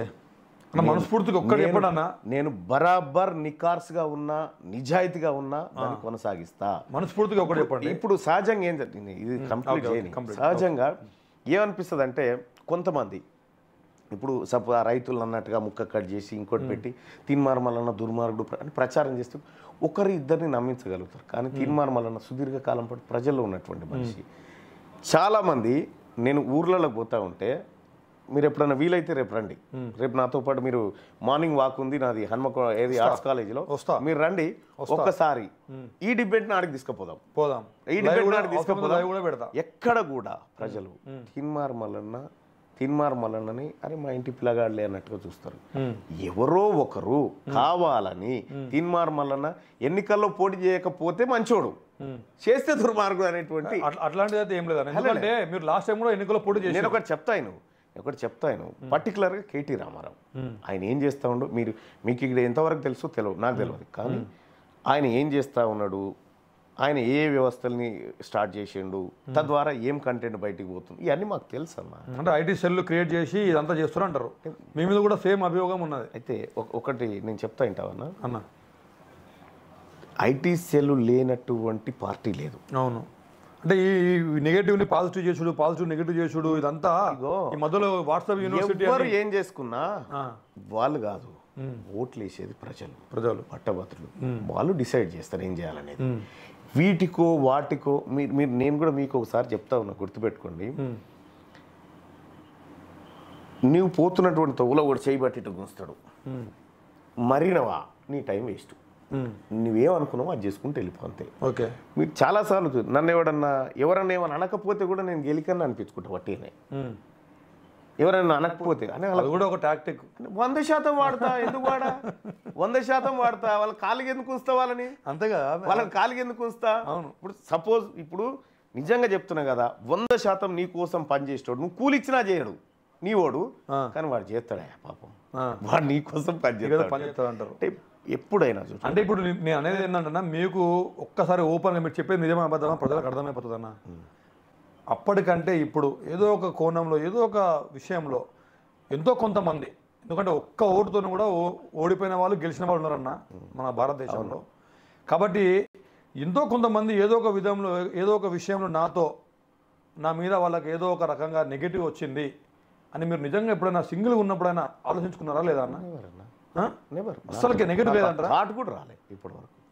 మీరు ఇప్పుడు చూడలేదా? నేను ఎందుకు చూస్తాను? కామెంట్ చూసినప్పుడు మీకు అనిపించలేదా అరే ఏంద్రపై నెగిటివ్? విషయం ఏంటంటే అన్న, ఫస్ట్ ఆఫ్ ఆల్ నేను నా వార్తలు కూడా చూడను. నేను ఫస్ట్ ఆఫ్ ఆల్ నేను చేసేది ఏంటంటే, నేను మా టీంకి కూడా చెప్తా, నెగిటివ్ అంశాలు ఇక్కడ చర్చించవద్దు, నువ్వు ఏం చేయాలనుకుంటున్నావు లక్ష్యం ఏంది అవే చర్చించమని చెప్తా. ఇంకొక విషయం చెప్తా ఉండే, మీకు గమ్మత్ విషయం చెప్తా. ఎవరన్నా ఓ కామెంట్ చేసిరనుకో, ఎవడన్నా సప్పుడే కూర్చుండు అనుకో, అంటే నా శత్రువు అనుకుంటూ సప్పుడే కూర్చుండు అనుకో, అప్పుడు నేను ఏం చేస్తా అంటే మనం వట్టిగానన్నా గెలికి వానితోటి స్టార్ట్ చేసుకుంటా. నెగిటివ్ జల్దిన తీసుకుపోతున్నాడు, నెగిటివ్ జల్దిన స్ప్రెడ్ అవుతుంది. అబద్ధాన్ని అది అబద్ధమని మనకు తెలుసు, వాడు చేస్తున్నాను తెలుసు, వానితో విపరీతంగా ప్రచారం చేయించాలి, మొత్తం పైకి పోయిన తర్వాత అది అబద్ధమని నిరూపించాలి. Okay, chapter close. అంటే మీ మీద నెగిటివిటీ అసలు ఏం లేదు అంటారు. ఇగో నేను పోయినసారి పట్టభద్రుల ఎమ్మెల్సీ ఎన్నికల్లో పోటీ చేసినప్పుడు ఏ ఉపాధ్యాయ సంఘం నా వెంటలేదు. అవును, సిపిఎం ప్రజలు ఉన్నప్పుడు ప్రజలు యువత చెప్తా మోస్ట్ పవర్ఫుల్. ఇప్పుడు చెప్తా, అప్పుడు ఎవరు నా వెంటలేరు, ఎవ్వరు నా వెంటలేరు. కేవలం నేను నమ్ముకున్నా. నిరుద్యోగులు మీ వెంటలేరా?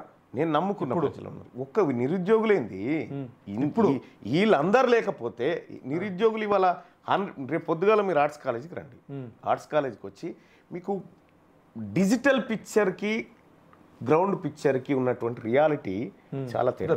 రియల్ టైంలో తేడా ఉంటుంది అంటారా? రీల్ నువ్వు ఏదైనా క్రియేట్ చేయగలుగుతావు, రియల్ని చేయలేవు. అంటే విషయం ఏంటంటే చాలా మందికి ఏమనిపిస్తుంది అంటే అరే ఏమో అయిపోయింది అని అనిపిస్తుంది. గ్రౌండ్లో ఉన్నోడికి తెలుసు ఏమవుతుంది అనేది.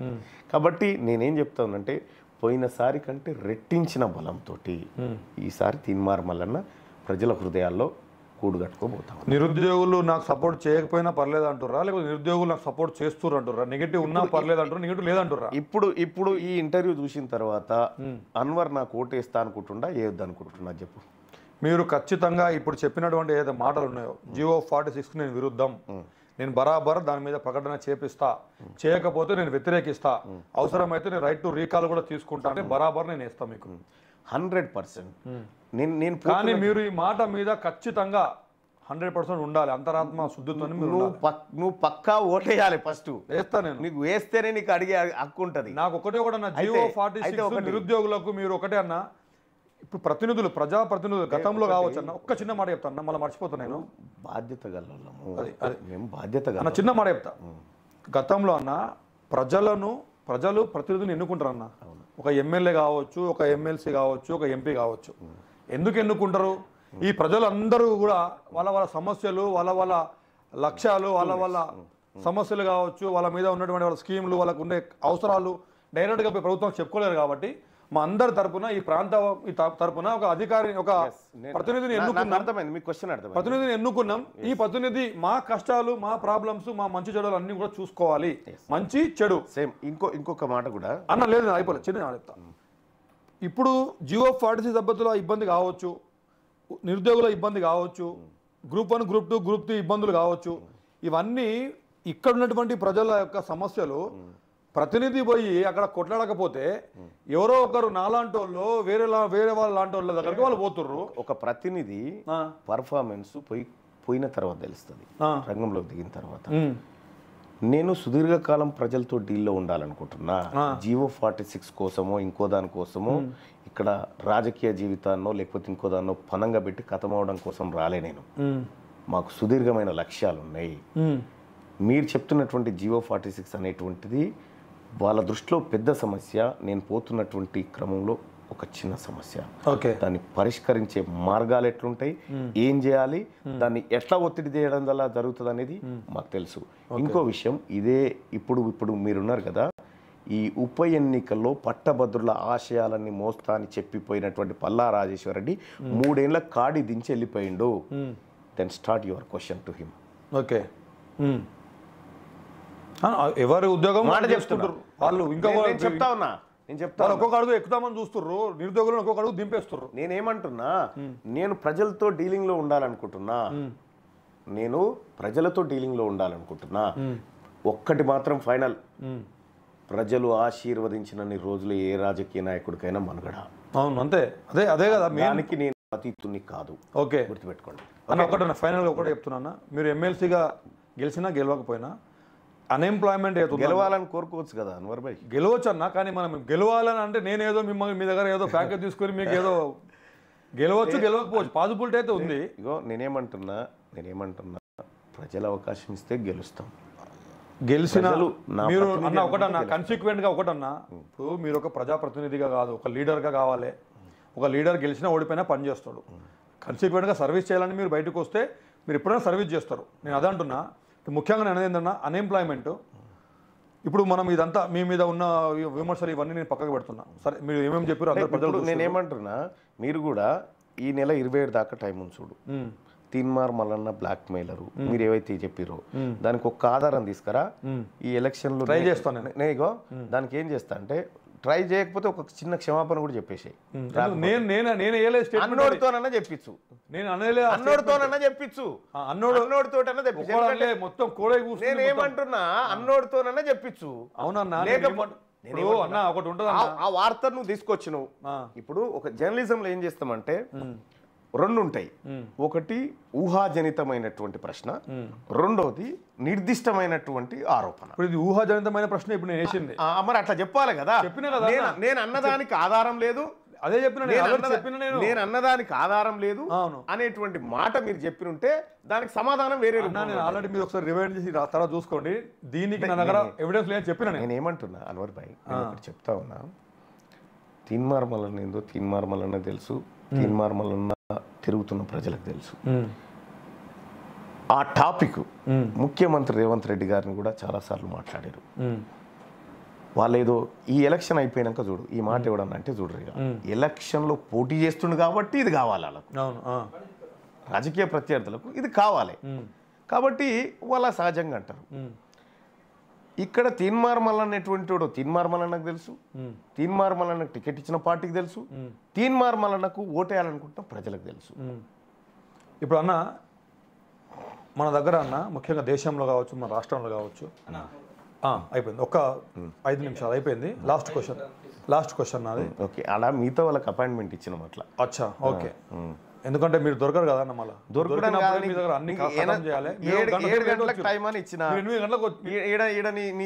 రెడీగా ఉండే. నేను ఫైనల్ ఒకటే అన్న, మీరు ఎమ్మెల్సీ అయితే అన్ఎంప్లాయ్మెంట్ మీద, ఈ రాష్ట్రంలో ఉన్న అన్ఎంప్లాయ్మెంట్ని, అంటే 30 లక్షల మంది అన్ఎంప్లాయ్స్ ఉన్నారన్న. కేవలం మీరు 1-2 లక్షలు క్యాలెండర్ ఇస్తారు కావచ్చు, మరి మిగతా 28 లక్షల మంది ఎటు పోవాలి? మీరు అన్ఎంప్లాయ్మెంట్ మీద మీకు ఎలాంటి ఒక నిర్దిష్టమైనటువంటి ప్రణాళిక ఉంది? ఎట్లా మీరు ఈ అన్ఎంప్లాయ్మెంట్ని ఎట్లా దూరం చేయాలి? ఎందుకంటే అన్న ఐఎల్ఓ రిపోర్ట్ చెప్పింది ఏంటంటే, చదువు రానోడు రానోడు వాళ్ళతో పోలిస్తే గ్రాడ్యుయేట్స్, ఎందుకంటే గ్రాడ్యుయేట్ ఎమ్మెల్సీ కాబోతున్నారు కాబట్టి గ్రాడ్యుయేట్స్ 9 టైమ్స్ ఎక్కువ అన్ఎంప్లాయ్మెంట్ గ్రాడ్యుయేట్స్లో ఉంది కంపారిటివ్లీ ఇల్లిటరేట్స్తో కంపేర్ చేస్తే. మరి ఈ యొక్క అన్ఎంప్లాయ్మెంట్ మీద దూరం చేయడానికి మీ దగ్గర ఏం ప్రణాళికలు ఉన్నాయి? మీరు నిన్న మొన్న చూస్తున్నారు కదా, రాహుల్ గాంధీ గారు క్లియర్గా చెప్పింది కదా, పహిలీ నౌకరీ గ్యారంటీ అనేటువంటి అంశాన్ని తీసుకొని వచ్చింది రాహుల్ గాంధీ గారు. ఏ విజన్ లేకుండా ఉంటే గాలికి పెట్టేటువంటి కార్యక్రమం రాహుల్ గాంధీ గారు కాదు, మీకు పర్సనల్గా ఏముందంటున్నా నేను, ఏ విధంగా చేయొచ్చు అనుకుంటున్నారు? అన్ఎంప్లాయ్మెంట్ మీద దూరం చేయాలంటే ప్రభుత్వ ఉద్యోగాలు ఒకటే మార్గమా, ఇంకేమైనా ప్రైవేట్ రంగాలలో ఇంకేమైనా? ఇప్పుడు ప్రభుత్వం ఉద్యోగం వచ్చిన తర్వాత వదిలిపెట్టి మీరు చేసుకుంటలేరు. అవును, అంటే మీకంటూ ఒకటి ఉంది, మీరు ప్రభుత్వ ఉద్యోగం కంటే గొప్పగా బతకగలుగుతున్నారు. అవును, ఇప్పుడు మాట చెప్తాను ఎందుకు, టాలెంట్ స్కిల్స్ ఉన్నాయి కాబట్టి. అయితే ఢిల్లీ గవర్నమెంట్ స్కూళ్ళల్లో పిల్లలకి చిన్న చిన్న ప్రాజెక్టులు ఇస్తూ ఉంటారు. అంటే వాళ్ళని బిజినెస్ మ్యాన్స్గా బయటికి పంపిస్తూ ఉన్నారు అక్కడ. మీరు చూడండి కేజ్రీవాల్ది ఒకసారి అబ్జర్వ్ చేయండి. నేను మా రజనీ అందరం కూడా ఢిల్లీ స్కూల్ అప్పుడు ఒకసారి అబ్జర్వ్ చేద్దామని పోయినాం, చూసినాము అక్కడ ఎంత అద్భుతం అంటే నీవు కేవలం జీవితం అంటే ప్రభుత్వ ఉద్యోగం అని క్రియేట్ చేసినావు కాబట్టి దాని చుట్టూ తిరుగుతుండు. అది అర్థమైందా? అవును. దీనికి అనేకమైనటువంటి మార్గాలు ఉంటాయి. నువ్వు అంతకంటే గొప్పగా బ్రతికేటువంటి జీవితాలు ఉంటాయి. ఆ జీవితాల వైపు ఈ ప్రజల్ని తీసుకుపోయినప్పుడు దీని మీద బర్డెన్ తగ్గుతుంది. అట్లా తీసుకుపోవడానికి గ్రాడ్యుయేట్స్ 9 times ఎక్కువ అన్ఎంప్లాయ్మెంట్ గ్రాడ్యుయేట్స్ లో ఉందంటే ఎందుకుంటారు? ఇప్పుడు నేను చెప్పాను మన విద్యా వ్యవస్థలు సరిగ్గా లేవని నేను అంటున్నా. లేదు ఎందుకు చెప్తా వినండి అన్న. ఇప్పుడు ఒకటేమో ఇప్పుడు టీ హబ్ అని తీసుకొచ్చారు కేటీఆర్ గారు. టీ హబ్ అక్కడ ఎంటర్‌ప్రెన్యూర్‌షిప్ చేయడము, వాళ్ళకు స్టార్టప్స్ ఇవ్వడము అవన్నీ చేస్తున్నామని చెప్పి వాళ్ళ పోర్టల్ తెలంగాణ పోర్టల్లో ఉంది. ఒకటి తెలంగాణ పోర్టల్లో ఉంది. రెండోది ఏంటంటే టీ ఐపాస్ అని చెప్పి ఒకటి తీసుకొచ్చారు, ఇండస్ట్రియల్ ఏరియాస్ డెవలప్ చేయడం. ఇదంతా ఎందుకు చెప్తున్నాను అంటే మీరు ఎమ్మెల్సీగా ఇప్పుడు ఉండబోతున్నారు. ఈ యొక్క ఏవైతే గ్రాడ్యుయేట్ అన్ఎంప్లాయ్మెంట్ ఉందో దాని మీద మీరు చాలా కూలంకషంగా పనిచేయాలంటే కేవలం ఈ జియో 46 370 కాదు. నేను చెప్పినా కదా, అదే నేను చెప్తున్నా. ఇండస్ట్రియల్ ఏరియాస్ కేవలం సిటీలో హైదరాబాద్లో మాత్రమే ఉండడం వల్ల అక్కడ మైగ్రేషన్ ఎక్కువ అవుతుంది. అక్కడ వాళ్ళ జీవిత విలువలు వాళ్ళ ఖర్చులు పెరిగిపోతున్నాయి. రూరల్ ఏరియాస్ మొత్తం కూడా అట్లనే ఉండిపోతున్నాయి. ఇండస్ట్రియల్ ఏరియాస్ మీద కూడా ఫోకస్ చేయండి. స్కిల్స్, వొకేషనల్ ఇలాంటి ఎక్కడ రూరల్ ఏరియాస్ను డెవలప్ చేయడం, అగ్రికల్చర్ను డెవలప్ చేయడం, వీటి మీద కూడా మీరు దృష్టి పెట్టాలని చెప్పి నేను కోరుకుంటున్నాను. ఫైనల్గా ఈ లైవ్కి వచ్చినందుకు పట్టభద్రులకు ఫేస్ చేసి మీరు ఏం చెప్పాలనుకుంటారో ఒక్క నిమిషం చెప్పండి అన్న. రైట్. పట్టభద్రులకు కాదు, ఫస్ట్ ప్రజలకు చెప్పాలనుకుంటున్నా. అయాన్ ఇన్స్టిట్యూట్కి సంబంధించి అన్వర్ గారు ఒక ఛాలెంజ్, మళ్ళా నాతో డిబేట్కి వస్తావా అనేటువంటి ఒక ఛాలెంజ్ విసరడం జరిగింది. నేను అది ఛాలెంజ్గా స్వీకరించలేదు. బాధ్యత గల మనిషి ఏదో తెలుసుకోవాలనుకుంటున్న ఉద్దేశంతో నేను వస్తున్నా అని చెప్పిన. మీరు నాకు ఛాలెంజ్ విసిరినట్టు లేకపోతే నేనేదో ఇక్కడికి వచ్చి సమాధానం చెప్పుకుంటున్నా అనేటువంటి పరిస్థితి కాదు. ఎంతో కొంత నిన్ను నమ్ముకున్న ప్రజలకు, అవును, పర్టికులర్గా నువ్వు ప్రాతినిధ్యం వహిస్తున్నటువంటి ప్రజలకు ఏదో చెప్పాలని తాపత్రయపడ్డా. అవును, నువ్వు క్వశ్చన్ చేసినందుకే కదా నేను వచ్చి కూర్చున్నా. అవును, ఎగ్జాక్ట్. కాబట్టి అన్వర్ గారు అడిగినటువంటి క్వశ్చన్లు కానీ లేకపోతే ఇంకేమన్నా కానీ ప్రతి విషయానికి ఒక క్లారిటీ ఉంటుంది. ఆ క్లారిటీ తీన్మార్ వలన 100% ఉంది. ఇదే కాదు, ఈ రాష్ట్రంలో ఎవడు చెప్పడు, ఈ నెల 27 తారీఖు వరకు ఈ రాష్ట్రంలో ఎవరినైతే పర్టికులర్గా తీన్మార్ మల్లన్న ఇలాంటోడు అలాంటోడు అంటారు కదా, ఈ నెల 27 తారీఖు వరకు ఛాన్స్ ఇస్తా ఉన్నా. ఎందుకంటే ఆ రోజు ఎన్నికుంది. ఈలోపు ఒక ఎవిడెన్స్ తీసుకొచ్చి తీన్మార్ మల్లన్న ఇదని చూపెట్టి నేను వాపస్ తీసుకోవడానికి రెడీగా ఉన్నా. Okay, right. థ్యాంక్ యూ అన్న, చాలా క్లారిటీ ఇచ్చిర్రు. మీరు చెప్పిన మాట మీద ఉండండి. డెఫినెట్గా 100% ఖచ్చితంగా నిరుద్యోగుల వైపు నుంచి మీకు సపోర్ట్ ఉంటుంది. Thank you. కానీ ఈ అంశాలు మాత్రం గుర్తుపెట్టుకోండి. 100%. Thank you very much. నేను బాధ్యతతో వచ్చిన